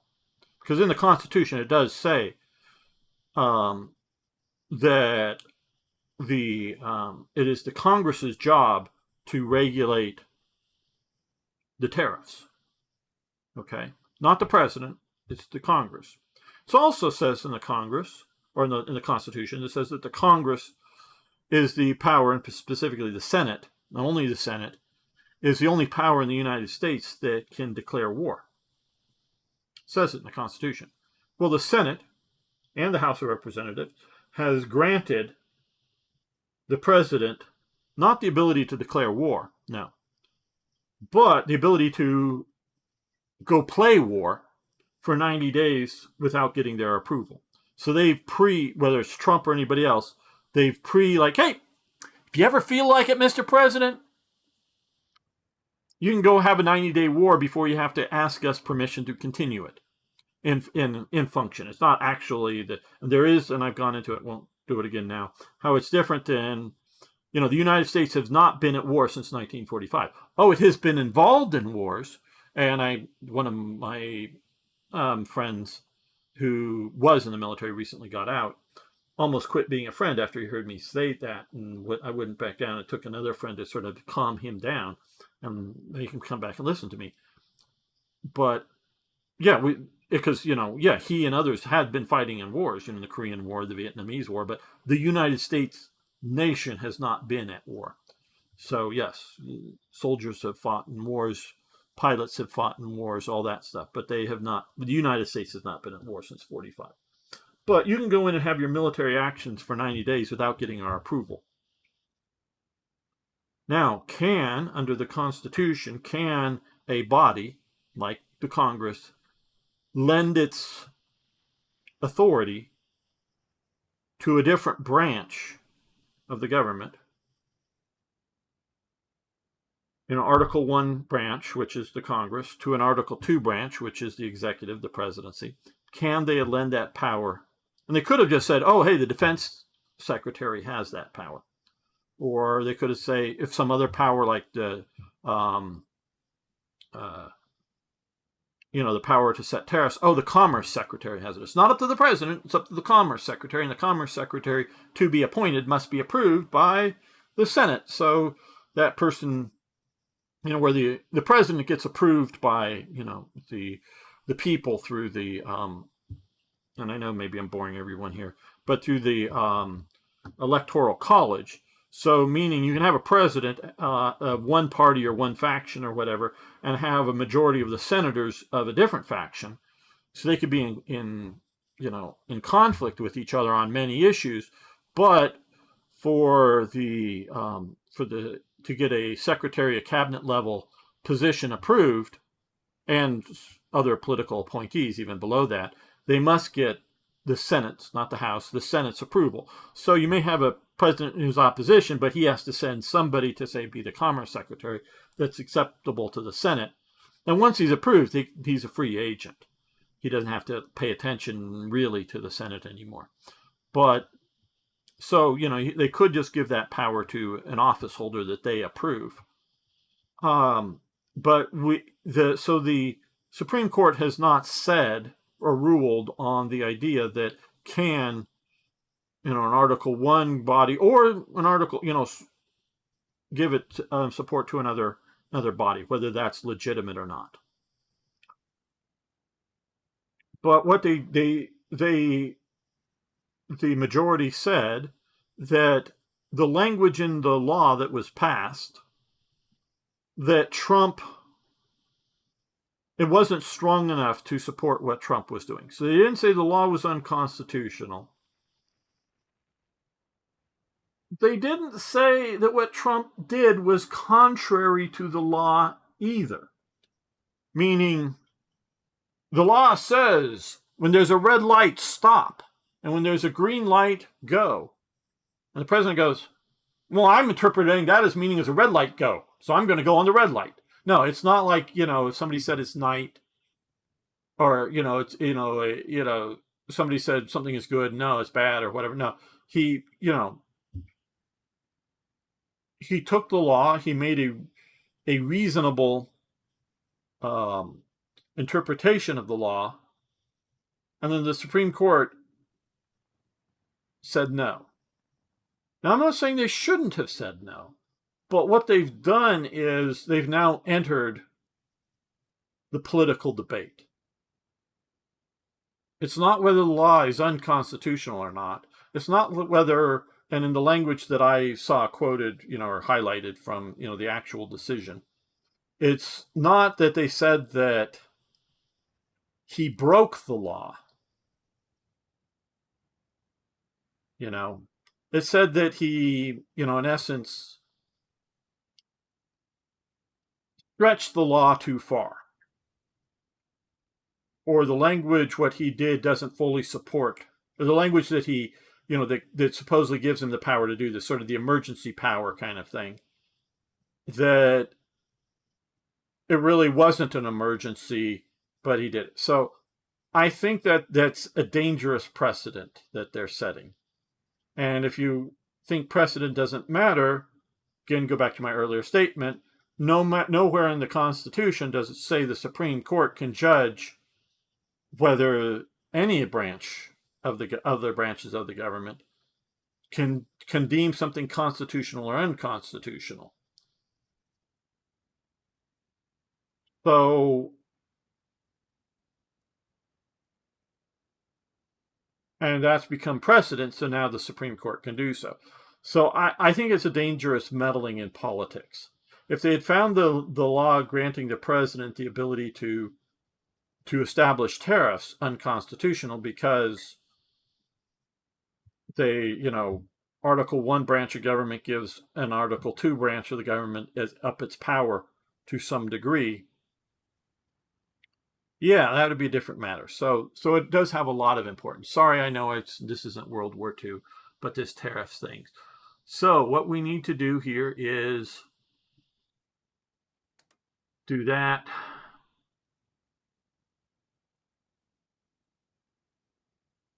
What's our current stability is 74.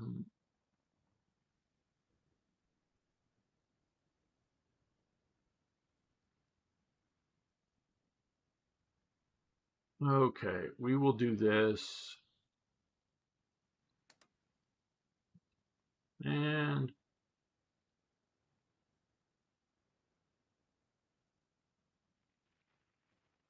we will do that as well. Okay, so I should have been doing that all the time. I hadn't been paying attention well enough to that. Now, we are out. Ooh, we are actually in negative territory for rubber.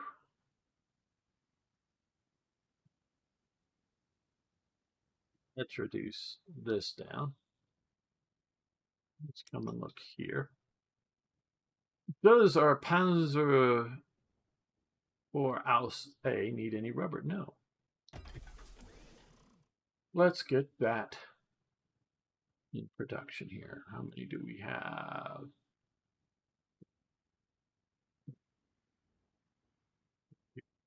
Several. Okay, get some of that in production. Let's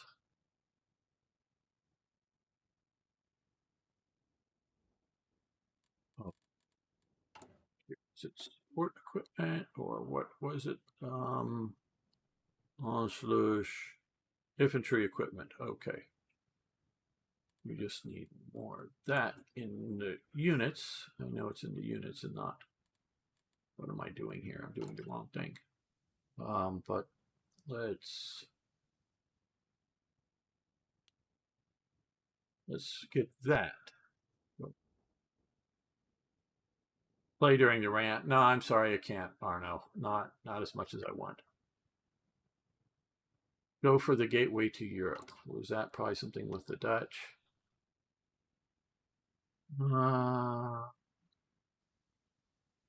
Can you help me find it, Arno? You may find it before you do. What sort of, where to look for that? Under trade and economics here.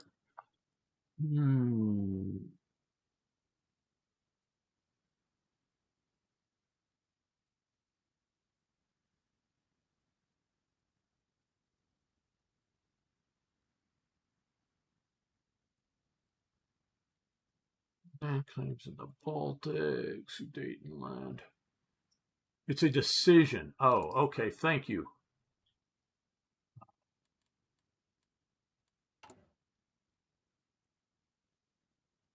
Oh, okay. Oh, it's this thing. Yes. Okay, we can do that. Yes, focus. It's not a focus tree. Okay. Yes. Yeah.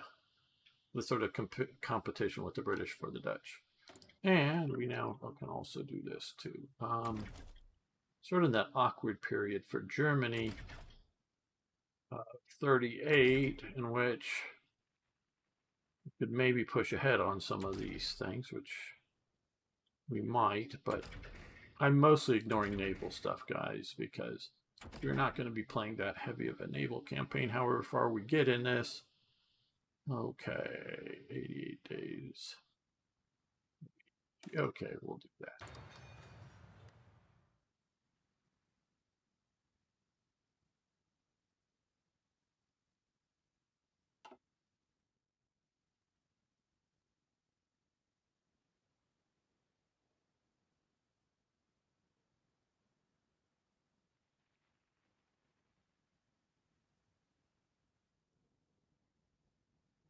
Because, you know, I know people want to think, or especially a lot of Americans want to think, that the Supreme Court is some sort of neutral arbiter of the law. When you have one of the most partisan people, the Conchita Brown woman, who sometimes, I mean, once or twice she's joined the majority, but mostly, you know, or everybody else, but she'll often, if it's something that's pro or anti-Trump or whatever, she'll be the one person against the rest of it. But if you look at readings of the law, readings of the Constitution, and you want to try to say, well, they're not political. Yeah.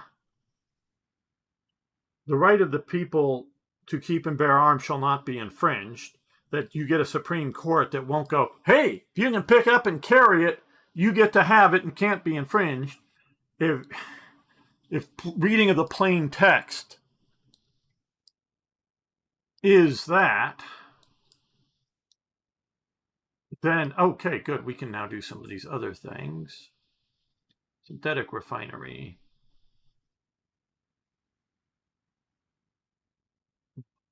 As synthetic refinery resource output by +2. That will really help our rubber. So if you look at that,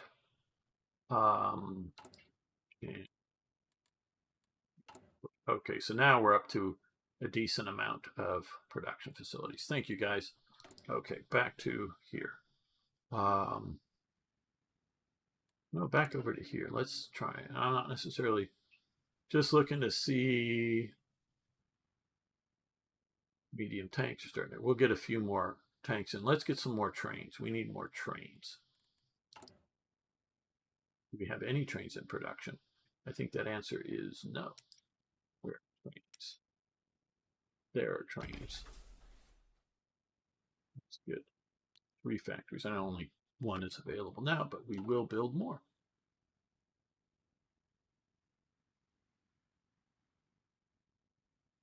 Don't worry, we'll get to a west wall soon here.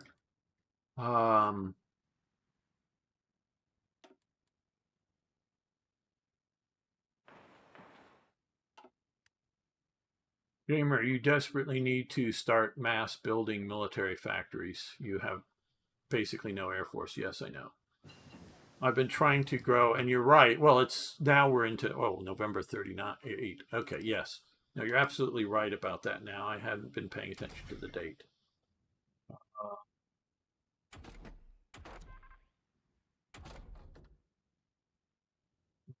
I'm going to wait a few days because we can sort of store up a bit of process here, and then we're going to jump into some 39 technologies. But you're right about that. Toy Jet, get some more.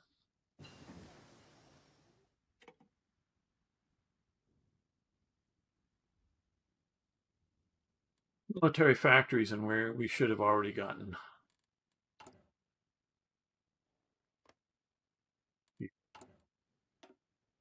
Cancel that. No. But I am going to look here. Okay. Okay, we've got enough troops. We don't have enough infantry equipment deployed yet.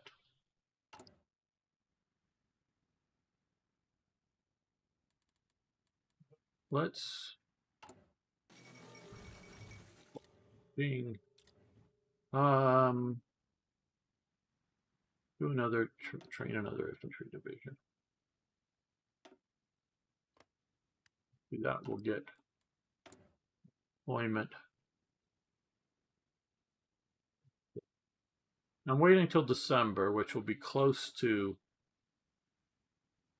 whatever the 39, closer to 39, so that it'll backfill the production facilities. Established deployment.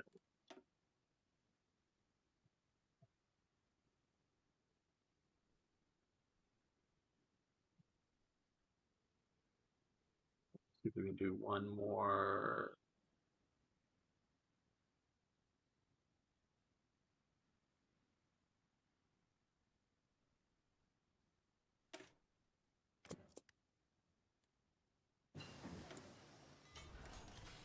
Okay, improved engines. We're going to wait here again. Okay.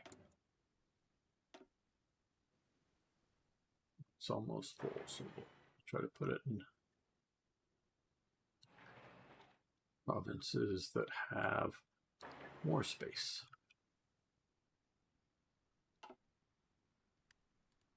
Okay, now we are full here, so let's here. Okay, well that gets us a lot, but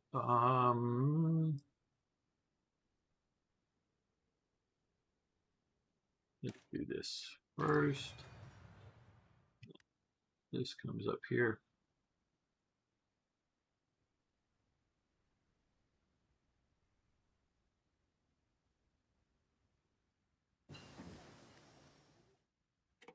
Approved. Okay, filled up. So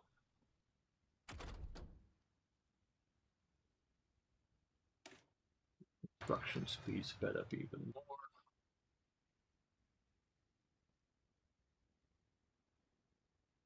Ion gateway to Europe decision. Okay, we will.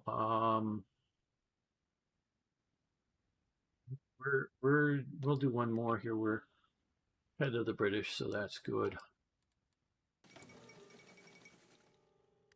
Yalu River blown. They flooded a massive area.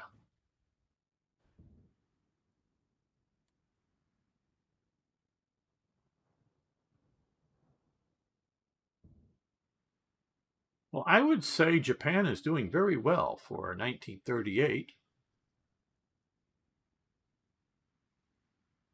Not that they've won or anything, but they're doing very well.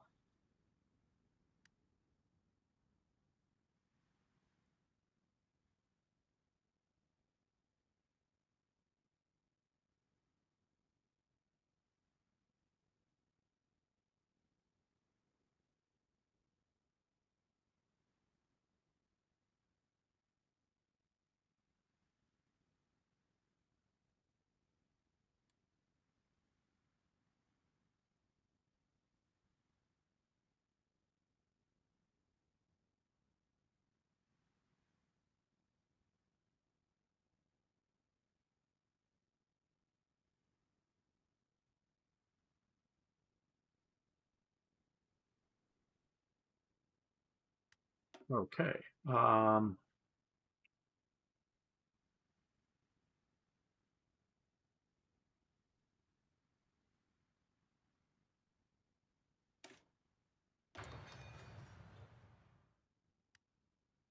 Here now we can do this without synthetic refineries.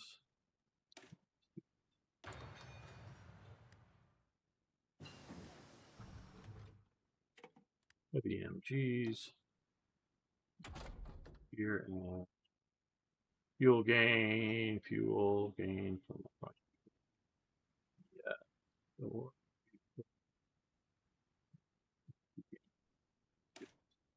I think fuel may be more critical even than energy, but we'll see. Not that energy isn't necessary or useful or whatever, but okay, now we can do Onslush. We're late. It's 39, happened in 38. I forget the exact, but we'll do that. We'll get Austria in.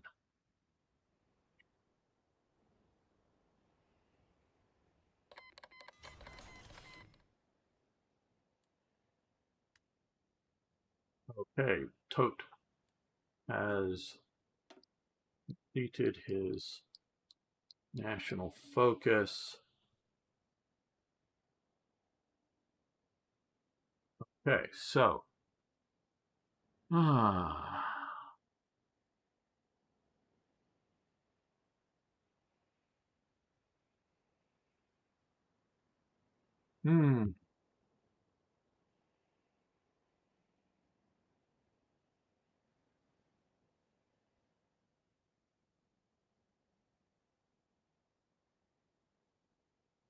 Does anybody know that if this goes away, if Toad is killed?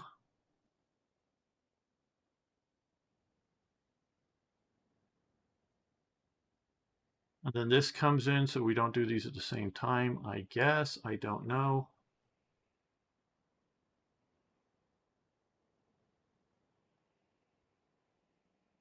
The Philip Holzman Company was a major builder for things like the West Wall and such.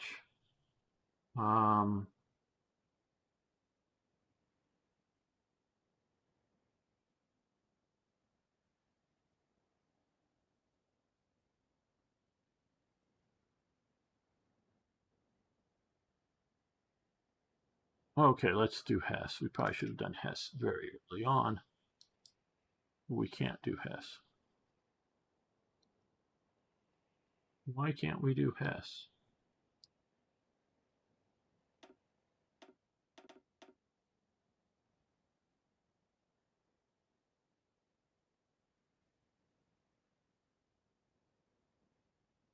Only 3 active bonuses count. Okay.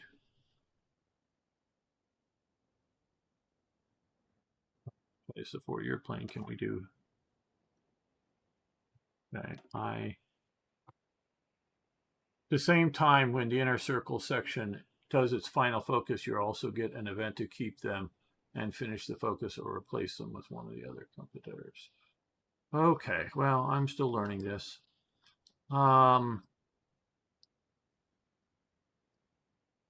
This is, again, for those watching, I'm sorry, this is probably not going to be a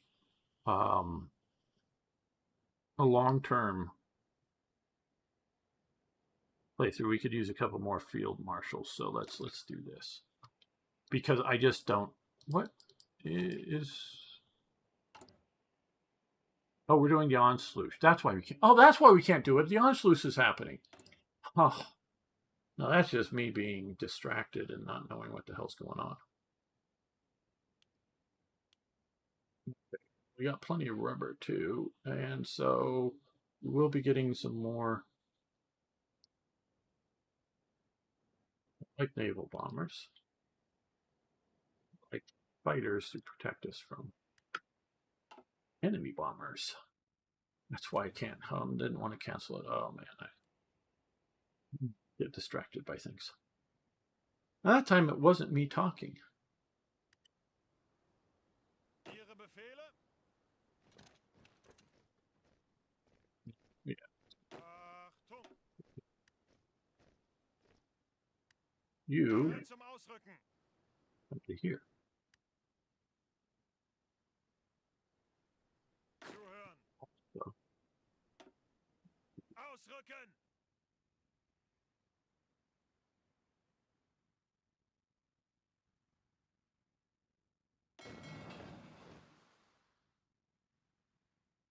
Bereit?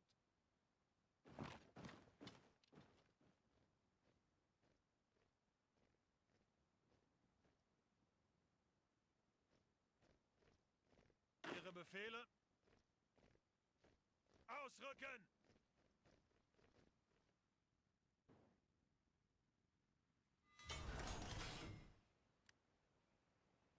Okay. Our military factories.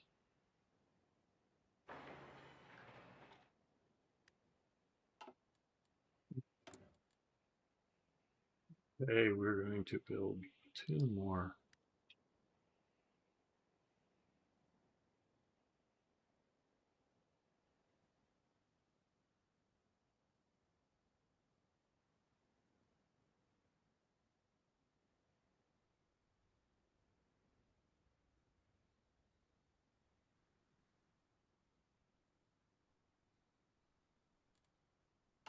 I'm going to have to think about and play a little bit to see how much I like this inner... I like the concept because it very much had a...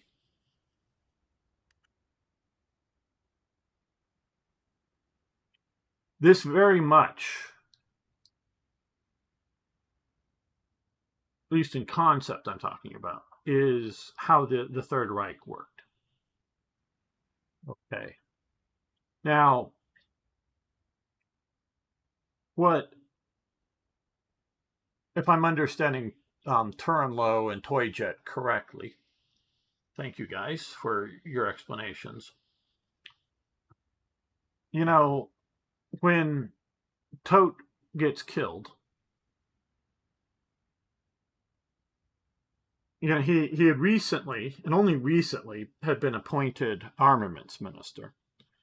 I believe only after the invasion of the Soviet Union happened, he gets armaments minister. Prior to that, he is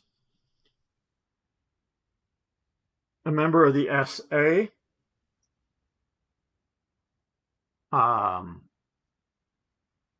They put him in a black SS uniform here, and I do not believe that is correct. I believe he should be wearing an SA uniform. One of his photos that he has, the uniform, black and white photo, the uniform looks very dark. There were various shades, shall we say, of brown uniforms, but I also think it's lighting. So I know I've talked to them about this, but They don't seem to care enough to put him in the right uniform. To my knowledge, he was not part of the SS or wore any sort of black SS uniform. It was an SA uniform. But he was a builder of large projects, or an overseer of building large projects for Hitler. Where Speer was more in the lines of building smaller projects, more personal projects for Hitler. And sort of describe the first, I think, real job Speer gets is remodeling, including some structural work for the Brown House, which is sort of the party headquarters down in Munich for the NSDAP. You know, gets that as like his first commission. Then later on, he's commissioned to build a balcony for Hitler on the Reichschancellery where there wasn't one.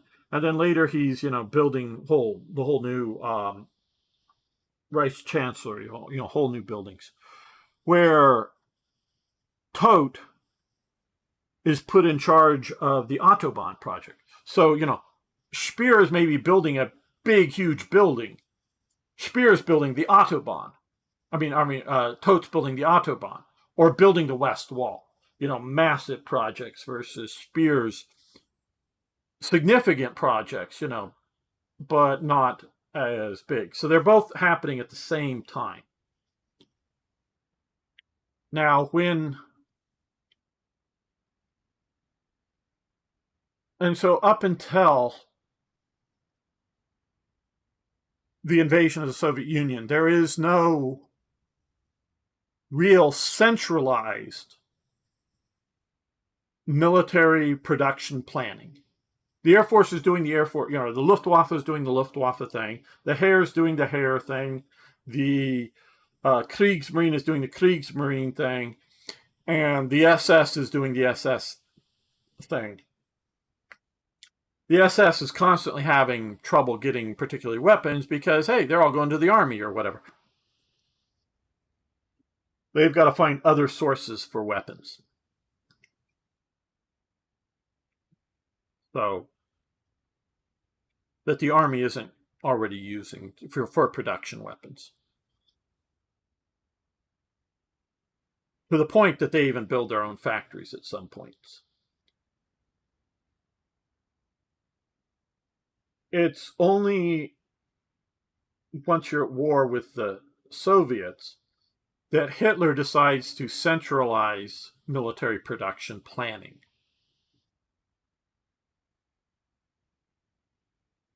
And part of that planning very much is only really happening at that point is resource.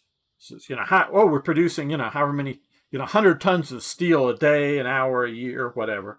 How much does the Navy get? How much does the Air Force get? And how much does the Army get? For your tanks and your artillery, for your aircraft, for your battleships and submarines. Things like that. That is only started then. So you can tell how inefficient the system is. And then Todt dies in an airplane crash that I think is thought to be an attempt on Hitler's life, but I have to reread a little bit on that. But he dies in an airplane crash. And it's only then that Speer is put in as armaments minister. And it's up until that point, he's still designing, and not just designing in an architectural sense, but also running projects to build a grand stadium and, like I say, build the Reichschancellery or the, other sort of important projects, but of limited scope. He is put in charge of, armaments production.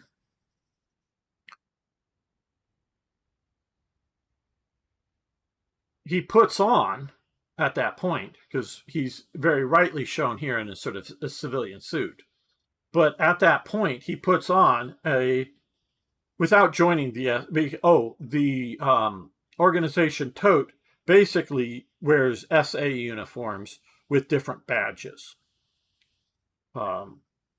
Basically, he puts on an organization tote uniform that has the swastika armband on it, but with a little sort of like a cuff title that the Germans use, but it's actually sort of an armband title that says organization tote above the swastika armband, all sewn on there. So he becomes in charge of organization tote. Well, so I don't see, if Speer's in charge here, that this, if I'm understanding right, that this shouldn't continue once built up and organized. So I don't know how all this works. And it very much continues that focus plus other things. So the inner circle, when finished, grants some very considerable bonuses. Right. Loyalty to the Führer, a strong successor. Okay, yes, I don't doubt that, Toy Jet. Now, where we see a very different situation when Bormann takes over from Hess. That's a very different succession. Things are not Hess 2.0 or Hess continued. It's Bormann doing very different functionally things. Okay. And yes, as this comes from knowing too much about the National Socialist regime and how it works, that I become a little too preoccupied with some aspects of this.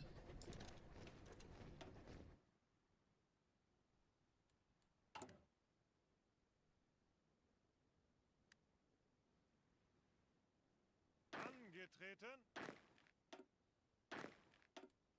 Zuhören.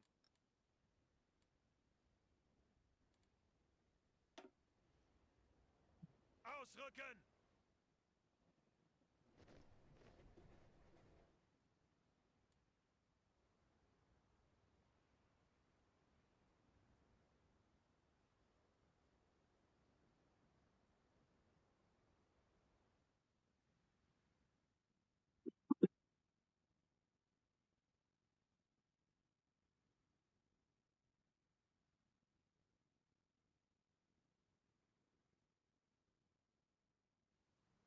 We may delay the start of World War II. Because partially I know this is my like of doing economic-based national focuses early on, still needing to do these. And this is one of the things I disagree with this, or at least the way the base game does national focuses. I get their concept that a national focus, you don't have more than one going. But, and this is why I'm sort of liking the inner circle thing, is to have more than one thing going on at once. I don't know. I don't think well, the way to do it, and I talked to Podcat back in the day when this was all being developed, or at least in beta. This is designed, unlike the old decision and events that were done in Hearts of Iron 3, in which I worked very heavily with my mod, not with the game itself, but with my mod.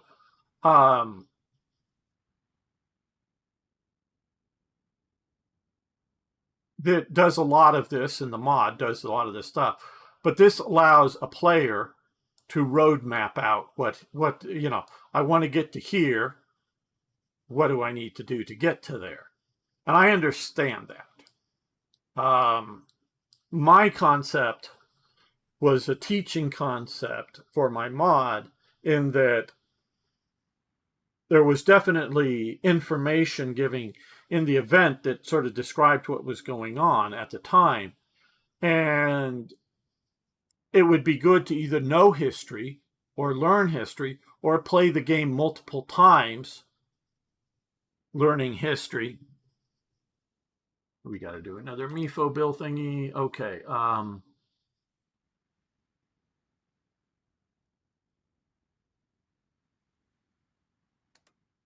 Do that. And so as you played it, you would learn some of the decisions you need to make to get some of the other stuff done. So I'm not entirely against the idea of giving the roadmap. And we do notice sometimes some of these events are bigger than others. But I don't, if you want to make it so that this doesn't happen before this and this, make you have to jump through hoops to get to somewhere or get down to here or get to wherever, fine. You can also have a path and to keep you from, zipping down here very fast, you put in, and you can with the game design, year date or, which they already do have, control certain areas or something. So you still may take 3 years to get from here to here, but it's not taking up a lot of time, because I don't think a national focus dealing with production should really affect a national focus dealing with diplomacy. I don't like that. And I get the idea from the design elements of the game very much was you need to make decisions.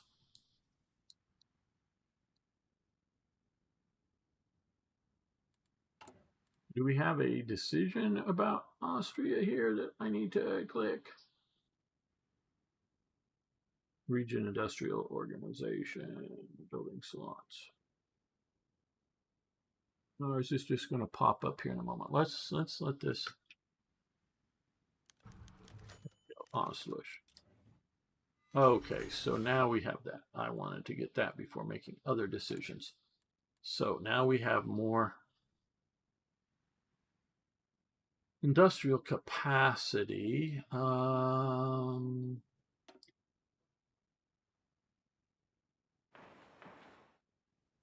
There's maxed out there. Do that. We've got some trains building, got some tanks building. We've got more rubber now, so let's get some more fighters.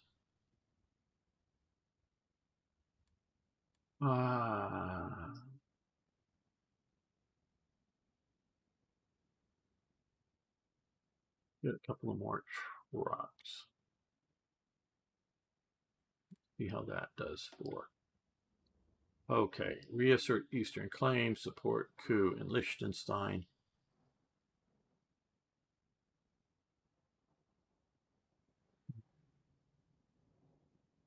I don't know anything about this. Is this a real thing or just that there was really something going on in Liechtenstein? And I know where Liechtenstein is. It's right over here on the border with Switzerland. I don't know. That's interesting. If there was some sort of coup that was going on, then I don't know. Not that it's unreasonable to put in a non-historical possibilities to go down the path, but I just don't know of it. Danziger War, Eastern Claim here. Slovenia demand. Okay, we need more manpower. Dayton demand. Okay, we need a lot more manpower. First Vienna Awards, fate of Czechoslovakia. Okay. Well, we're not going to wait.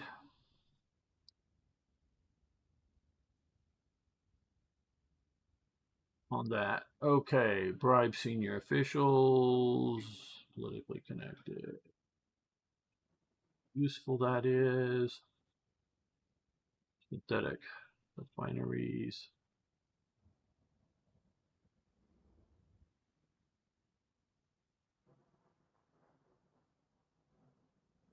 These foreign industries.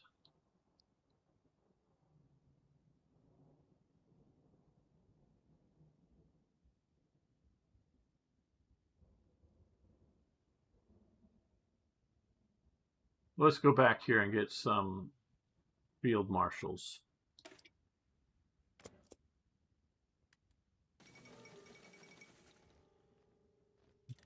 So let's do this.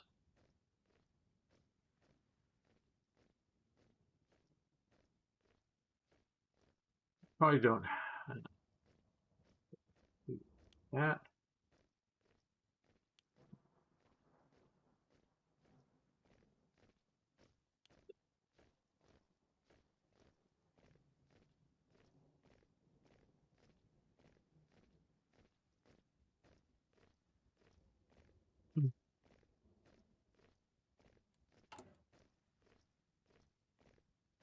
It's only 48. Let's build some more trains.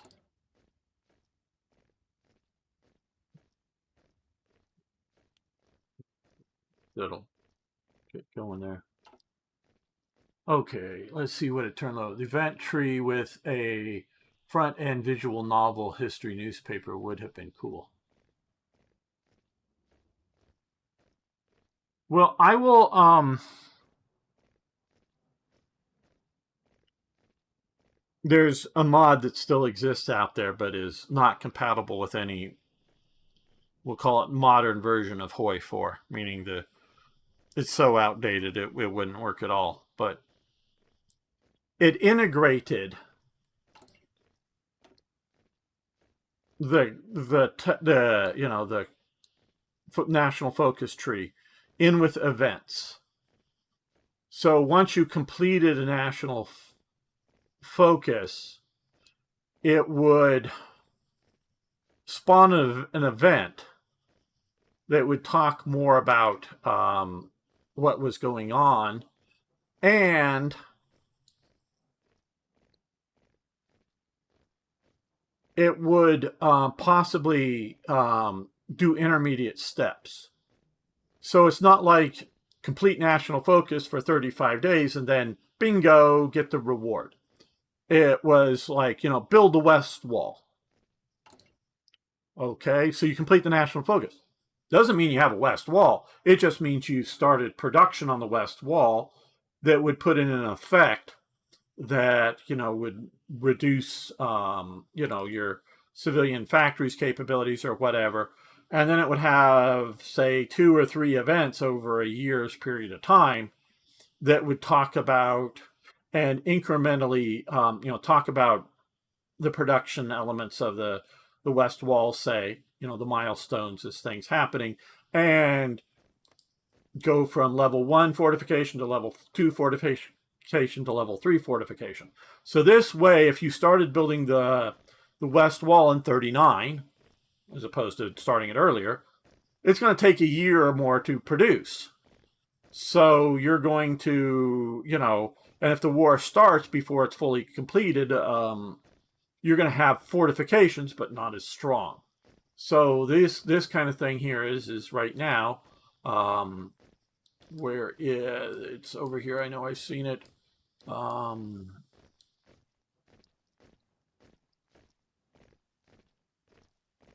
And we need to do this. Fortify Winterland here. I presume this is the West Wall. Coastal forts.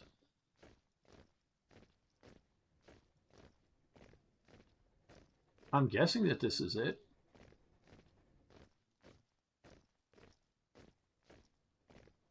Well, maybe not. I don't know.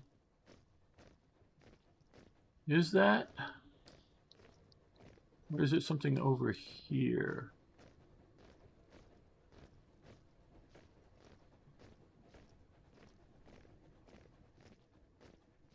Is it even down here? Because it was very much Tote building the West Wall. With Holzman very much involved in building the West Wall. Well, okay, it's unlocks decision. Okay, it is an unlocks decision. Okay, where to build? Okay.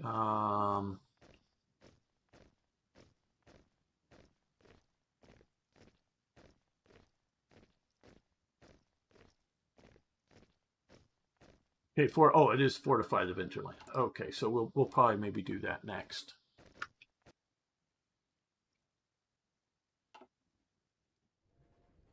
So I'm not against the idea of a put the squeeze on them. It's irrelevant. So they have somewhat then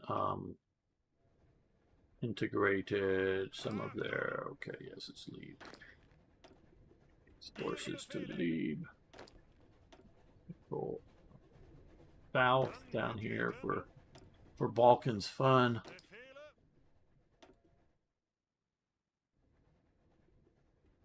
Angetreten. Ausrücken. Ausrücken. Sea division. Befehle. Befehle. Ausrücken. Zuhören. Ausrücken. Zuhören.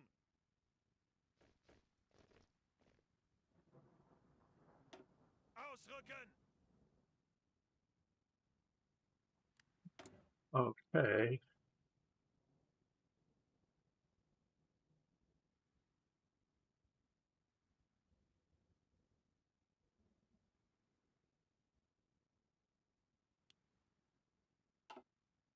And I forget who it was talked about earlier in one of his posts today about having trouble to learn Hoi 4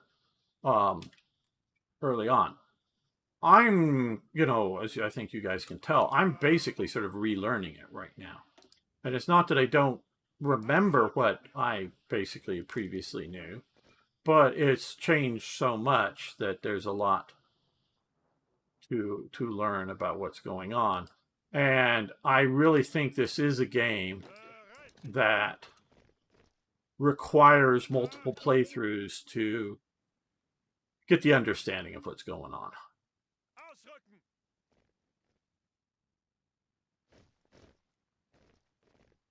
And if you're not familiar with this type of game, I don't blame anybody for feeling overwhelmed by it.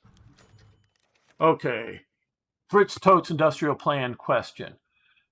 A bitter power struggle has broken out between rivals within Adolf Hitler's inner circle. Well, he's the only one in there, so I don't know how this is happening. Okay. Tensions have risen as Fritz Todt has gained influence and increased authority. Fritz Todt, Albert Speer, and Hermann Goering have been vocal about each other's methods over how best to manage the German industries. Yes, they... At this point, in 1939, I don't think Speer was involved in this.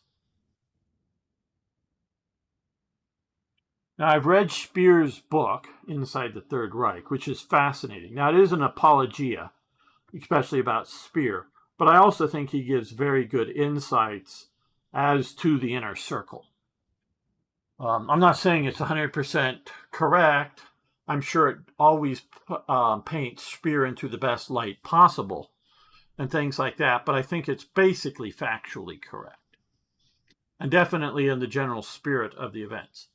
Now, again, in 1939, and I know this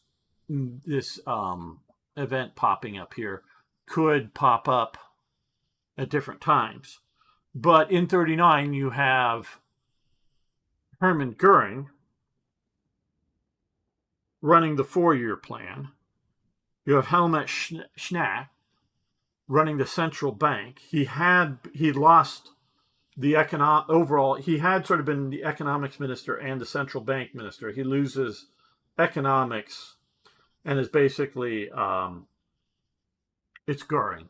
I think this game, Walter Funk, he's a non-entity. That really should be Goering, that's economics minister. So you should be able to have two Goerings. One Goering who would be, Luftwaffe dude, and one Goering being an economics dude. And you can, and obviously it's just one person, but you could just put and make the decision that Goering is doing economics. And not doing the Luftwaffe, but it would be more reasonable, though, to put Goering just in the Luftwaffe and not in the economics. But he's running the 4-year plan. I'm not saying Walter, what's his name again? Funk, isn't involved in it, but he's not the main decision-making person. He's more of an administrator under Goering, as far as I know. But Goering is fairly hands-on at this time to running the 4-year plan and running the Hermann Goering industrial conglomeration. So, it's, at this point, it's mostly Speer only really enters. I mean, he's already, at times there's like, hey, we need more workmen for the Vice Chancellor, or hey, we need more building materials. Yeah, that's going on, but just for his projects, not arguing over, greater economic questions at this time. Have been vocal about each other's message over how to best manage German industries and arms production. Yeah, Speer's not involved in how to manage the industries or arms production at this time, all the while vying for Adolf Hitler's favorite. Now, that element is very important. Albert Speer is definitely okay. So in the inner circle, and we'll continue working on the focus autonomous organization. Speer ascends to the inner circle as Reich architect, grants that. Hermann Goering will complete the focus. I'm going to go with this because it's, to me, the most historical. So let's look here. So now we also have Goering here. So I guess this has been stopped. Now we're going to get this.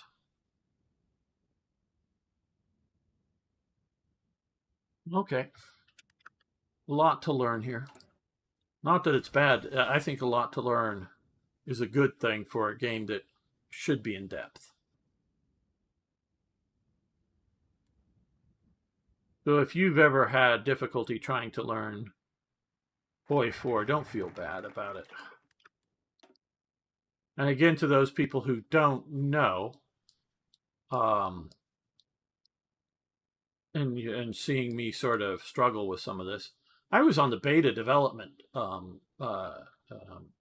beta test one of the beta test developer, testing the development of the beta versions of the game and having input. And so I knew pretty damn well much of this game back, before it was even released.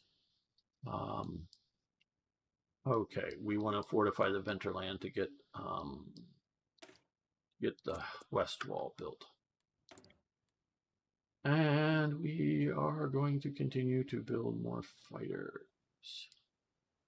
So we have rubber and aluminum and all that good stuff.